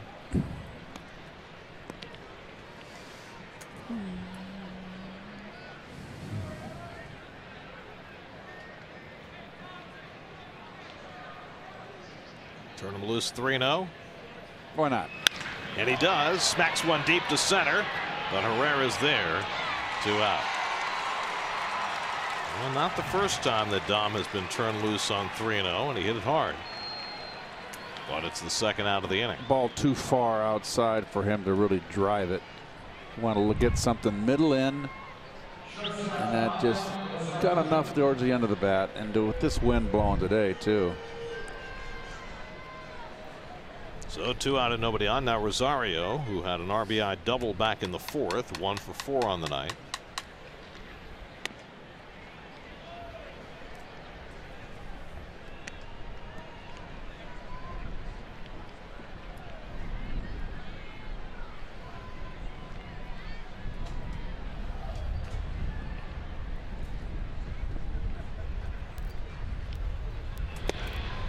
Fastball strike to Rosario, 1-1.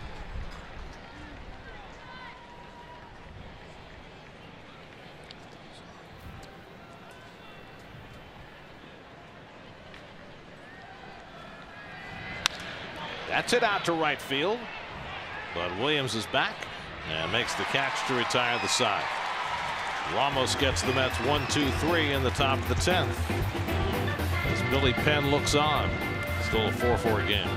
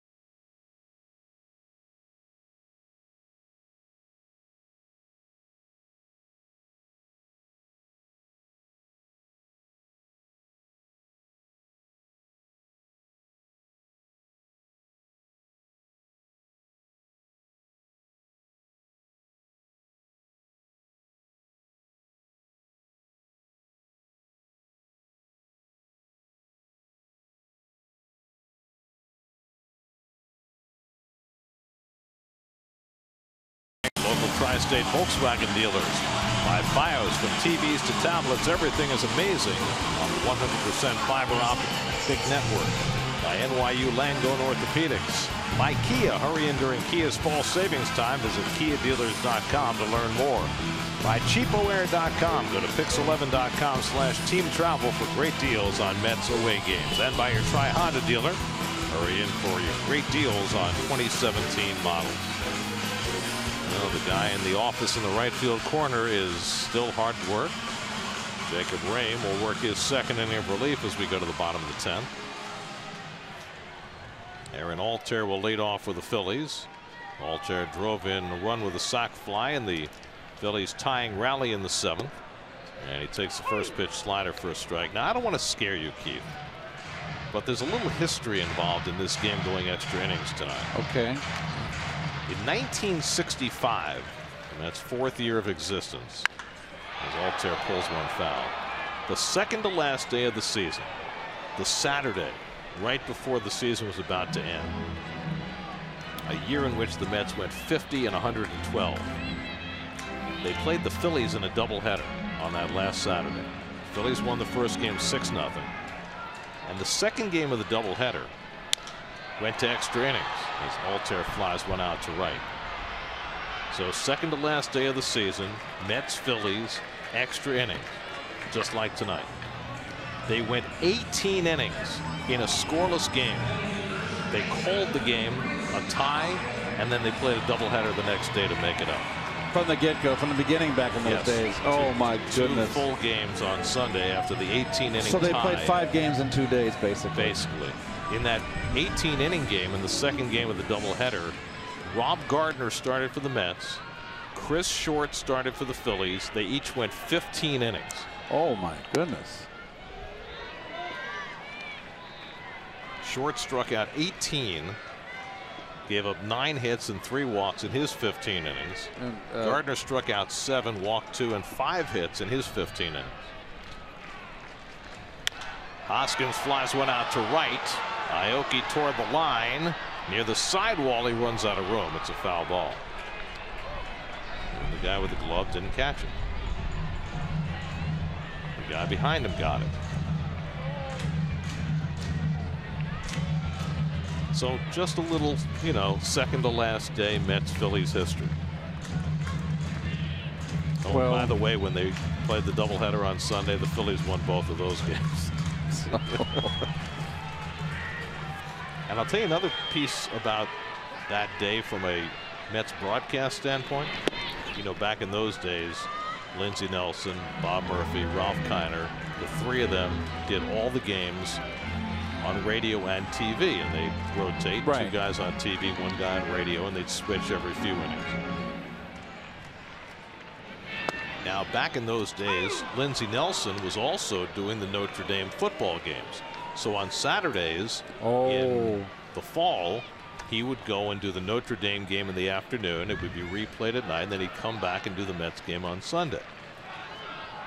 But it was late in the season. It was the last weekend, and basically Bob and Ralph told Lindsey, you know, don't come back for the Sunday game. It's okay. So Bob and Ralph did the doubleheader Saturday, including the 18-inning tie, and the doubleheader Sunday, just the 2 of them. One of them on radio, one of them on TV. Hoskins drives one deep to left. Nimmo back near the wall, and he makes the catch. Too high in the air. With the wind blowing in, that's an out. Any other night at Citizens Bank Park, that's a walk-off home run. But Hoskins still has not homered against the Mets.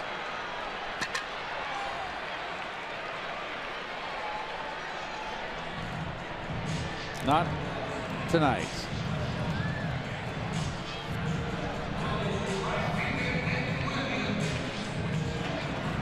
So think about that. Yes. Right? 45 innings in 2 days. That would be one of them on TV, one of them on radio. Just kept going back and forth down the hallway, switching places. You've got it. What was the temperature those days? Do you have it in the box score? Do you have the box score? Sometimes they have the temperature. Oh, you wonder if it was particularly cold? Cold. Like those games we had in Minnesota and Denver that year in that one road trip. Well, I can tell you that the 18-inning game took 4 hours and 29 minutes, which is not bad for 18 innings. But, you know, the first game of the doubleheader, the 6-0 game, that only took 2:31, which was, you know, that was an above average length of game in those days back in '65. Adam Morgan, next man up in the Phillies bullpen.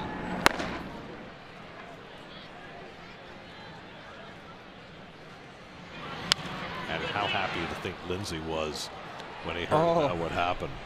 Sitting there in South Bend, having a little cocktail after the Notre Dame game Saturday night. Oh, and then Sunday. 18-inning tie. Oh, gosh, poor Bob and Ralph. Maybe I should fly in. Nope. 2-2 coming, and Williams fouls it away. I see the Dodgers are beating Colorado. They're not that important now. Everything's finished. Not anymore. Except on the West Coast. Well, the only thing, if the Dodgers, if they win, they clinch home field in the World Series if they get that far. Oh, but the Indians lost, no, so it doesn't matter. The Indians lost to the White Sox 2-1, so the Dodgers have already clinched that. Struck him out. Side retired. 6 up and 6 down for Jacob Rain. Best he's looked in his big league career. We go to the 11th, tied at 4.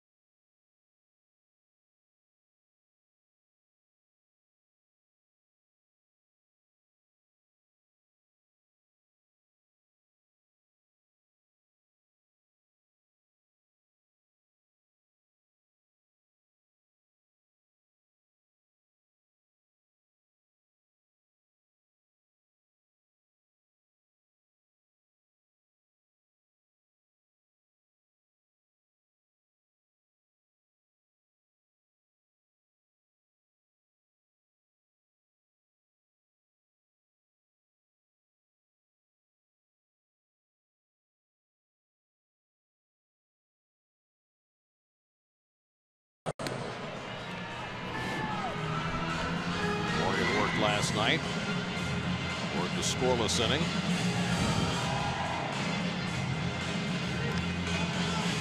Got the good changeup. Very effective last night against the right-hand hitters.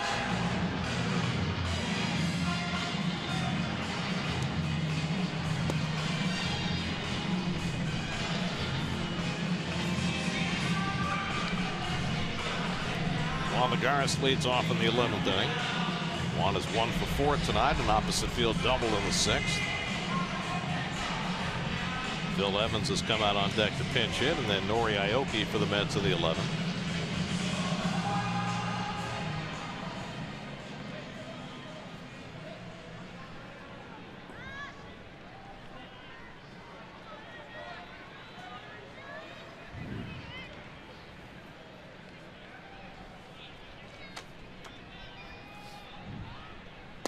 By the way, you should know this, that if it does come to pass that we play 18 innings and stay tied, and the game somehow becomes suspended because of rain, they'll pick it up where we left off. They would pick it up where they left off. They wouldn't have to replay it in its entirety because the rule has changed. Right. I think that's a proper correction they made.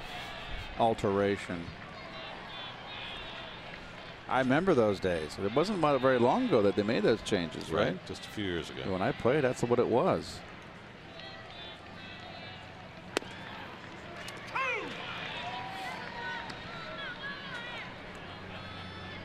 I always had the attitude in double headers that I normally played 2.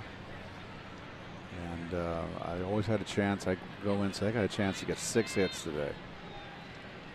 The power of positive thinking, Gary. Well, it's kind of like Ted Williams on the last day in 1941, right? Right. He had the .399.6 batting average going into the day, which would have rounded up to 400. Red Sox played a doubleheader the last day, and he opted to play. And he had a big day. Went 6 for 8. Yep.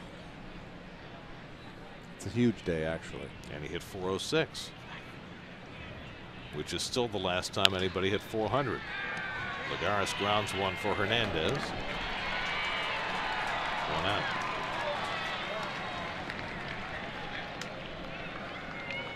And now Phil Evans will pinch it.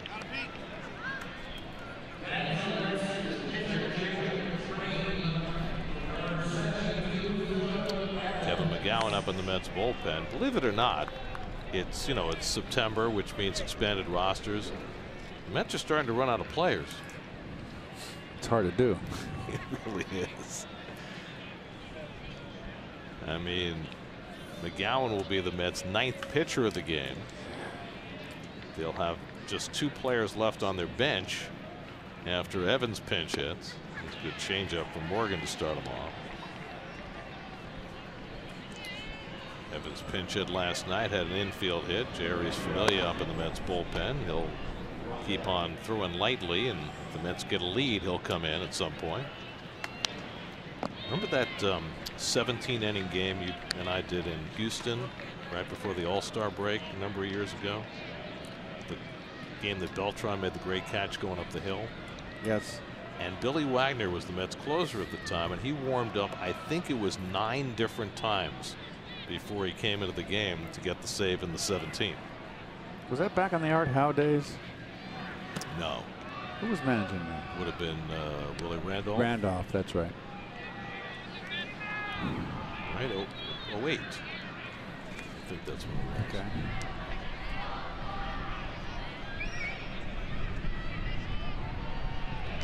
That's the year Billy got hurt right before the stretch run, and the Mets had such bullpen problems going down the stretch.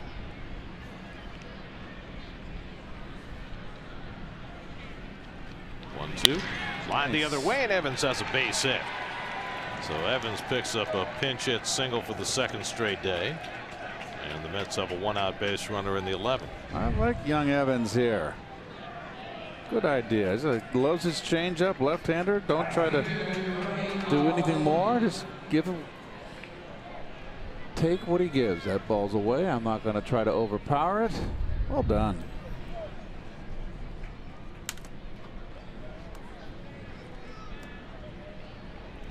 So 1 out and 1 on. Now Aoki, who's walked twice, scored 2 runs, otherwise 0 for 3. Last time up, hit the ball hard to center, and Herrera caught it. Evans at first and 1 out. And Morgan misses inside, ball 1.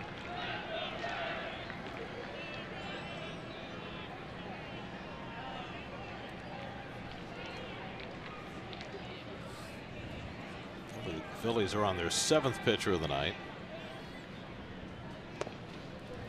Up down in the dirt to knock down that slider. 2-0.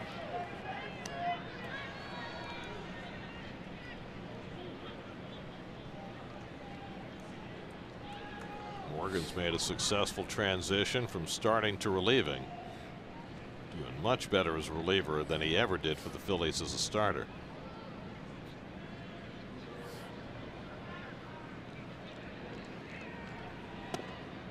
And a 2-0 breaking ball misses, and now it's 3-0 to Aoki with Jose Reyes waiting on deck. So Morgan having trouble with the left-hand batter. And he's got a couple of switch hitters to follow, both of whom hit better right-handed. There's strike 3-1. Starter for the Phillies was Henderson Alvarez tonight. He went 4 2/3, gave up 3 runs, 5 hits, walked 6. Zach Curtis an inning and 2/3. He gave up a run. Since then, the Philly bullpen has been spotless. Yeah, that's low, ball 4, and the Mets have 2 men on. 3-1 slider, which I don't understand. So the Mets have a threat here in the 11th. Single by Evans, walk to Aoki, and now Reyes comes up with 2 men on. Jose had a base hit his last time up, a single to center field against Hector Neris in the 9th. My old homie, Bob McClure, the pitching coach, grew up with Bob. Yaxel Rios up for the, 7th time tonight. Fished a whole game out of that bullpen.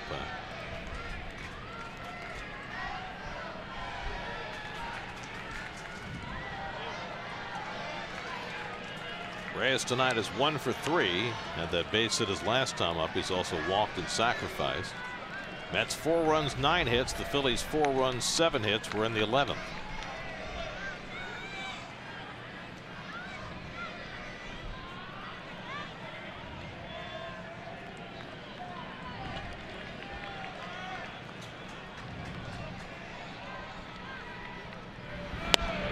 And Jose takes the changeup off the plate for ball 1.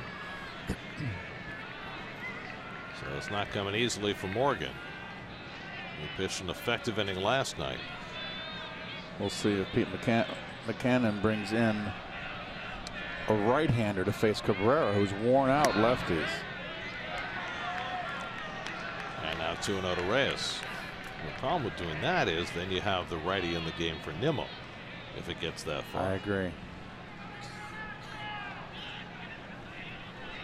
So you're kind of in a rock and a hard spot.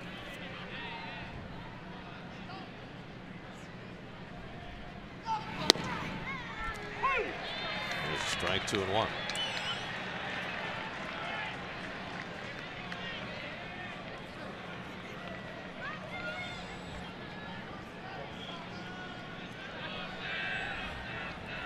Reyes has a home run in his career against Morgan, 2 for 9 against him.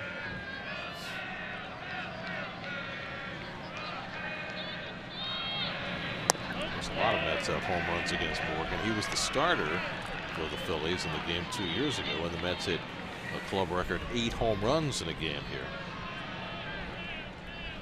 3-1.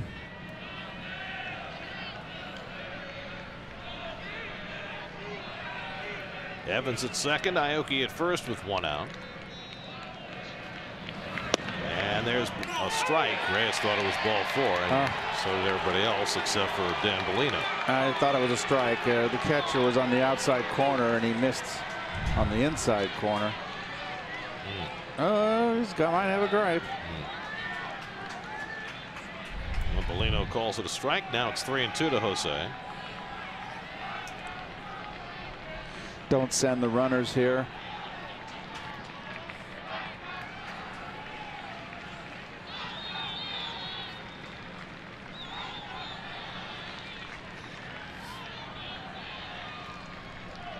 Not going. And Jose fouls it back.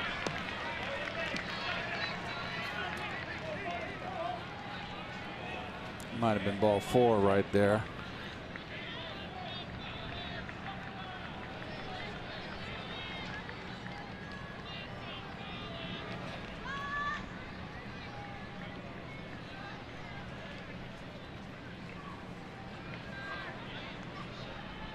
Again, the 3-2, and he struck him out.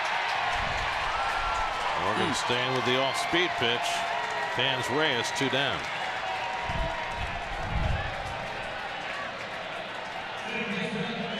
Good spot.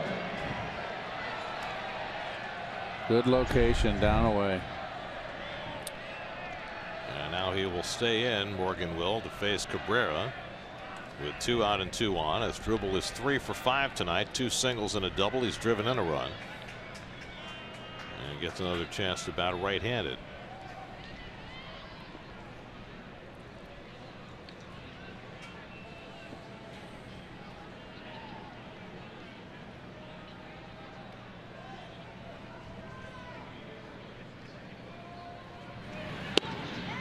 And he takes a strike.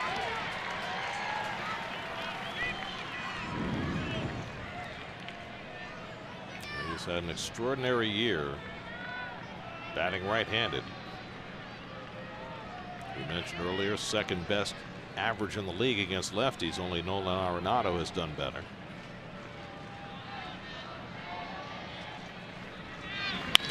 He hits one in the air to deep left field. Altair going back onto the warning track at the wall. It's out of here. Wow.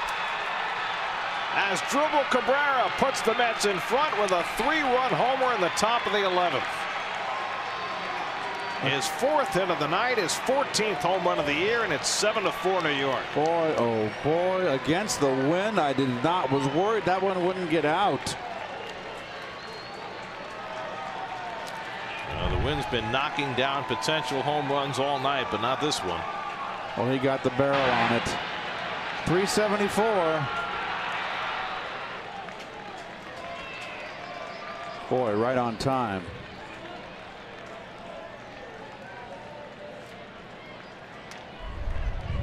So Cabrera's 3-run homer puts the Mets in front.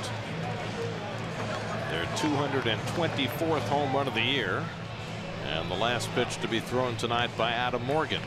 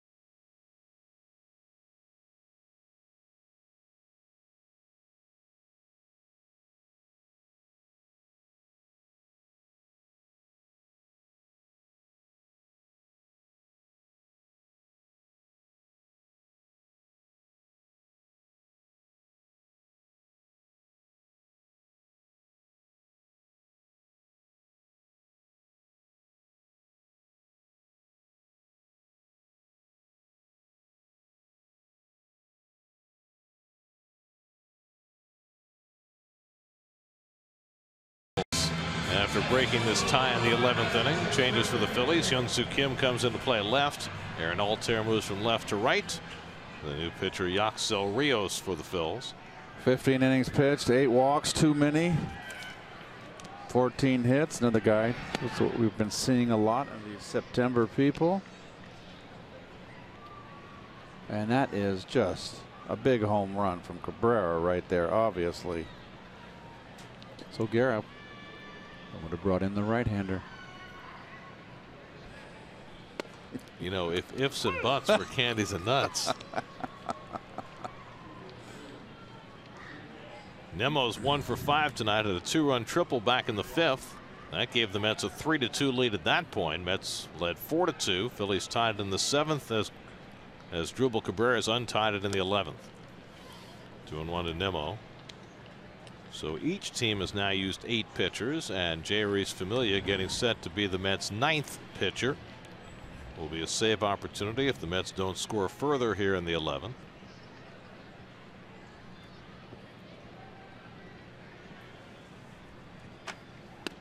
Phil Evans got the go-ahead rally started with a pinch hit single. Aoki drew a walk, and with 2 out, Cabrera unloads. 15 home runs for Cabrera. It's only 14 home runs for Cabrera, only his 3rd as a right-hand batter. So despite that high average from the right side, he had not been hitting a lot of home runs right-handed, but that's a big one. 3-2 now to Nimmo.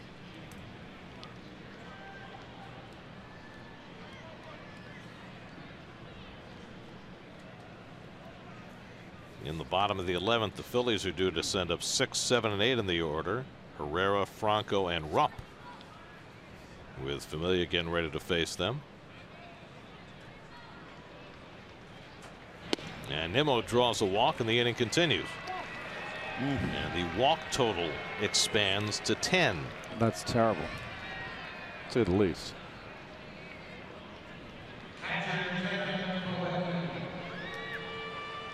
So now Kevin Plawecki, who has drawn 3 of those 10 walks, one of them intentional, otherwise 1 for 2.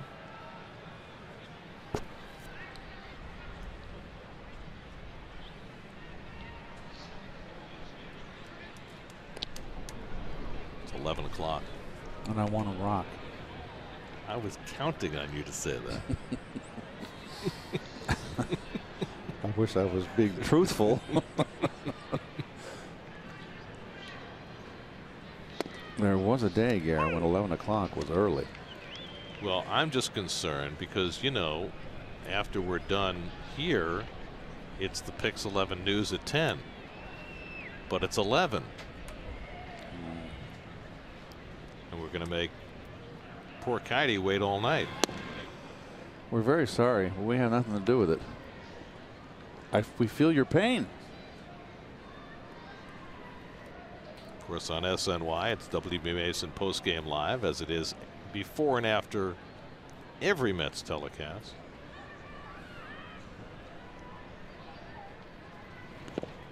Knocked down by Rump, and it's 2-1. Gerard's heading back to New York so he can shepherd the pre and post game shows through the final day of the season tomorrow. Who's coming down tomorrow? Greg. Oh, Greg's coming back for the finale? Regular producer. You remember him, right? Yeah, short hair. He'll be here to wrap it up. Off the plate, and it's 3-1 to Milwaukee. Let me just share with the folks watching. When Keith is getting a little lengthy in some of his When I get carried away conversation, he in the opens. Yeah, Greg will say in his ear, "Wrap it up." And I'm very good at, when I hear it, I'm very good at wrapping it up. Like Pavlov's announcer, wrap it up. That's it. It's like ringing the bell. You got it right. 3-2 to Milwaukee. It's just that you get very passionate about what you're talking about. No, I don't. Not in an open. Are you kidding? I just get, I'm never comfortable. I get lost.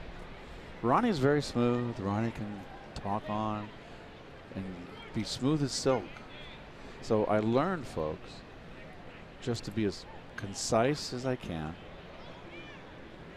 Try to pretend I'm in an at bat, but no pressure. Relax. Get in, get out, pass it to Ron, and let Ron take the ball, because Ron does all the pitchers anyway. So we got to get to that, you know. But so I'm always glad when we're three in the booth and Ron does the pitchers. How's that working out for you? I'll let you know tomorrow. 3-2 to Milwaukee. And he stacks one up the middle, and he's on base for the 5th time tonight. Nimmo goes first to third. And so Milwaukee having himself another big night at the plate. Another fastball. Very nicely done, right up the middle. You look as relaxed as you are in the open. I was actually, my opens were actually pretty good, because when there's no one else to do them when Ron's not here, so I kind of, you know, I got to pull my weight. You pick yourself up by your bootstraps. You have to. Can't just throw it in your lap all the time. Okay, Keith, we're here. We're a team. Got to pick each other up. You don't get the run in from third with 1 out. I get the 2-out hit for you. We need 4 outs right now. Well, Dom Smith would beg to differ. He would like. I understand. To have another. Well, it doesn't mean driving a run. Doesn't mean he can get a. Doesn't have to get a hit. I'm not pulling him for a make it now, but we need 4 outs. And Dom takes it low from Rios, and it's 1-1. So Yaxo Rios, after warming up how many times in the bullpen tonight, finally came in. He's given up a walk and a single to his first 2 hitters.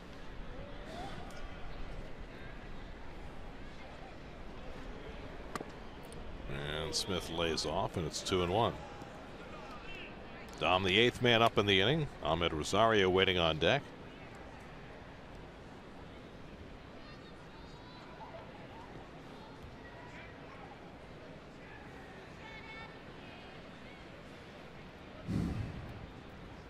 Nimmo at third, Plawecki at first. And Smith takes a fastball strike. 2-2.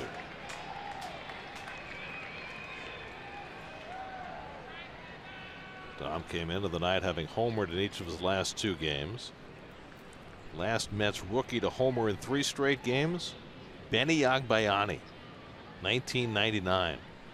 Huh. Can he do it? Oh, that was a pitch to do it.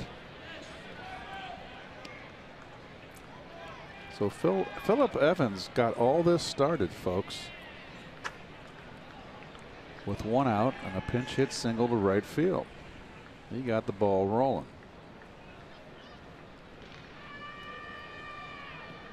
And then Nori Aoki kept it rolling with a walk. And then Cabrera capped it off. Keep the ball rolling. Jay and the techniques. Was it? Okay. I'm all for it.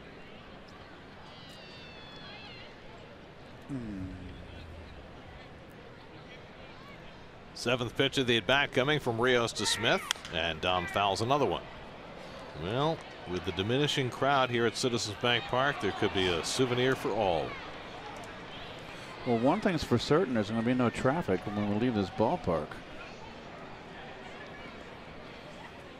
Oh, Eddie, our driver, he'll be on it. I mean, our associate producer, yes, Eddie, who happens to drive the car. That's him. There's strike 3 called. Smith caught looking, inning over, but an inning in which the Mets grabbed the lead in the 11th. Home run number 14 for Asdrubal Cabrera. He's got a 4-hit, 4 RBI night, and the Mets have a 7-4 lead going to the bottom of the 11th in Philadelphia.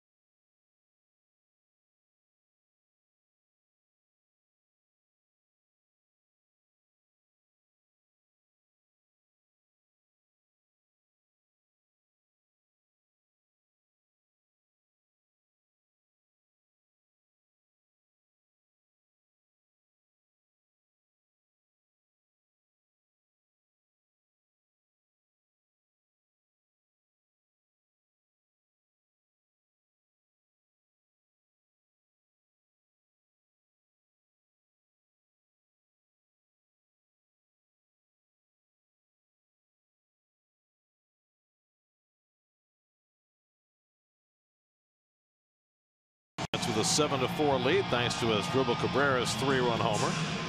Now Jay Familia comes on and try and save it. Well, Jay 5 of 6, and he's been taking over this role again, and they've kind of eased him back in after missing all that time. And he looks like he's getting it back in the groove here, finding that sinker again. Like what I'm seeing. Got a win and a save in the series against Atlanta. Saved the nightcap of the doubleheader on Monday, and then came right back the next night and got the win when the Mets pulled off a walk-off victory on Travis Tyrone's hit on the bottom of the 9th. And now trying to earn the save, being handed a 3-run lead in the bottom of the 11th. Syndergaard right behind the post there. There he is. He'll be pitching tomorrow on the final day of the season. He'll get 25 pitches in his second start back from the disabled list. The Mets will need plenty of bullpen to back him up, and they've used plenty of bullpen tonight. Familia will be the Mets' 9th pitcher of the night. Jacob Rame is in line for his first big league win, by far his best outing in the major leagues. 6 up and 6 down with a couple of strikeouts in the 9th and 10th. Odubel Herrera leads off in the bottom of the 11th for the Phillies. He's gone 0 for 3 and been hit by a pitch tonight.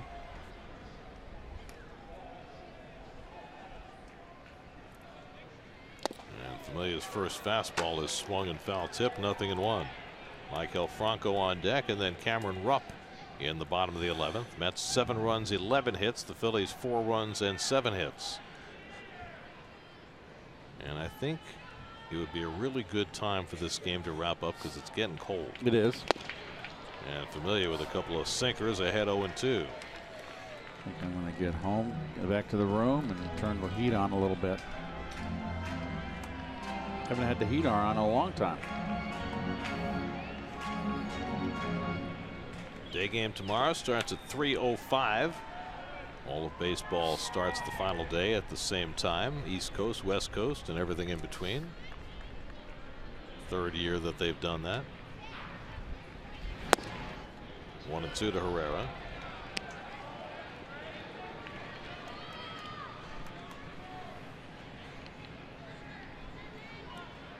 Well, it took a lot to fit them all in one graphic, but there they are. The 8 who have gone before Familia tonight. It'll be wind up 7 innings of relief. So far just 2 runs against the bullpen after Sewald uncharacteristically walked 3 in a row, and 2 of them came home to score.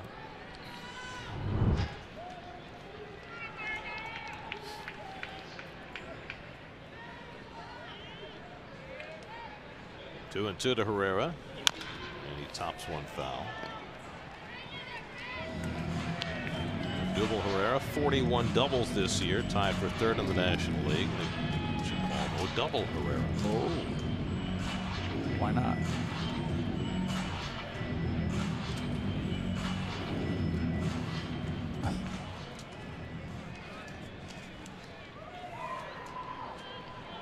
Very interesting interstitial. I know they play play very eerie music. I love it. 2-2 coming. And he fouls back another fastball.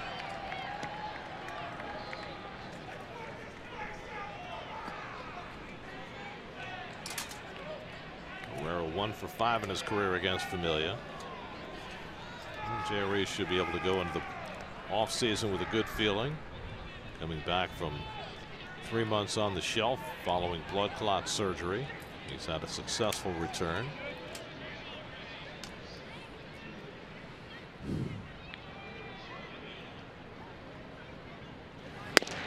Strike 3 called. There's the first out.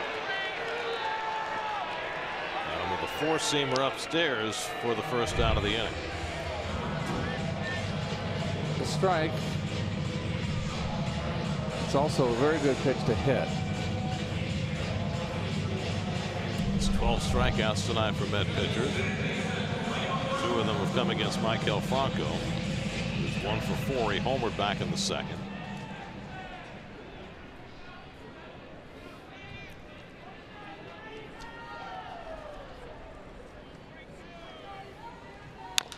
And Franco first pitch swinging, fouls one off.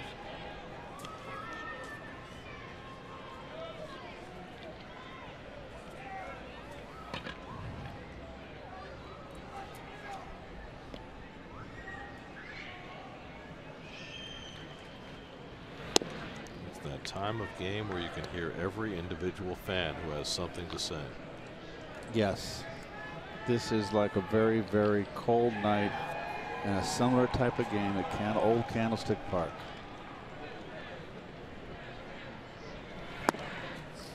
Two and 1 to Franco with Rupp waiting on deck. Well, they've got their blankets, they've got their sweatshirts, and they're sticking it out.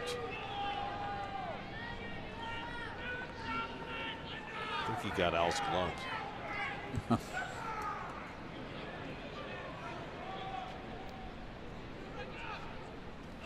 And Franco tops one toward 3rd. Cabrera with the bare hand play, and a low throw picked out by Smith with a nice snow cone, and there are 2 out. Beautiful all the way around. Cold night. It's very hard to get a grip on that ball. Beautiful bottom up work from the bottom up backhand pick by Dominic. Nice play by Cabrera. Bookends. Beautiful.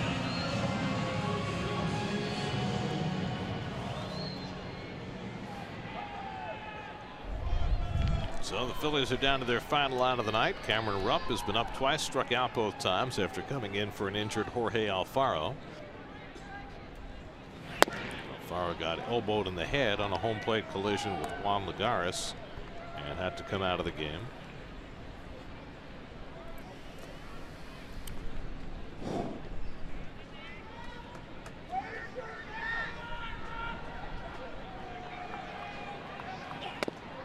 Rupp takes a strike, 1-1.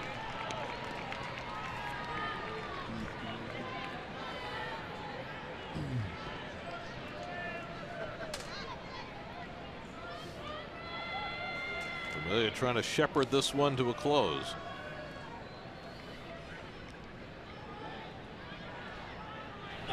And a good slider to get ahead on Rupp, 1-2. Oh boy, that's the old Familia slider right there. Yikes. That has the Phillies down to their final strike, and the small hardy band of Met fans on their feet. Taken low, 2-2.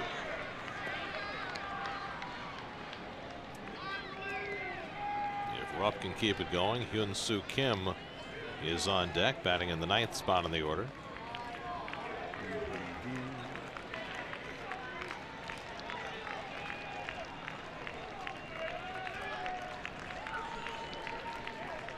Two to Rupp.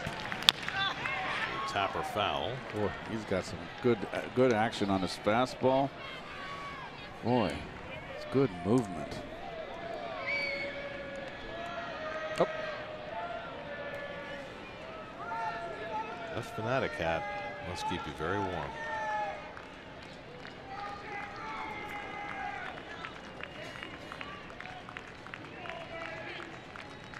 Two coming. He struck him out, and the ball game is over. Familia with 2 strikeouts and a 1-2-3 bottom of the 11th. As Dribble Cabrera with the go-ahead 3-run homer, and the Mets even up this final series of the year by beating the Phillies in 11, 7-4. Well, Mets were up in this ball game at the top of the going into the 7th, bottom of the 7th. Phillies scored 2. Put the only blemish on the Mets bullpen. It was pretty excellent, 7 strong innings, but Cabrera right there, the hitting star of the day, the game-winning 3-run home run, 4 for 6, 1 run scored, 4 RBI. He is your star of the Wago. Jacob Rame gets his first big league win as you look at the game summary.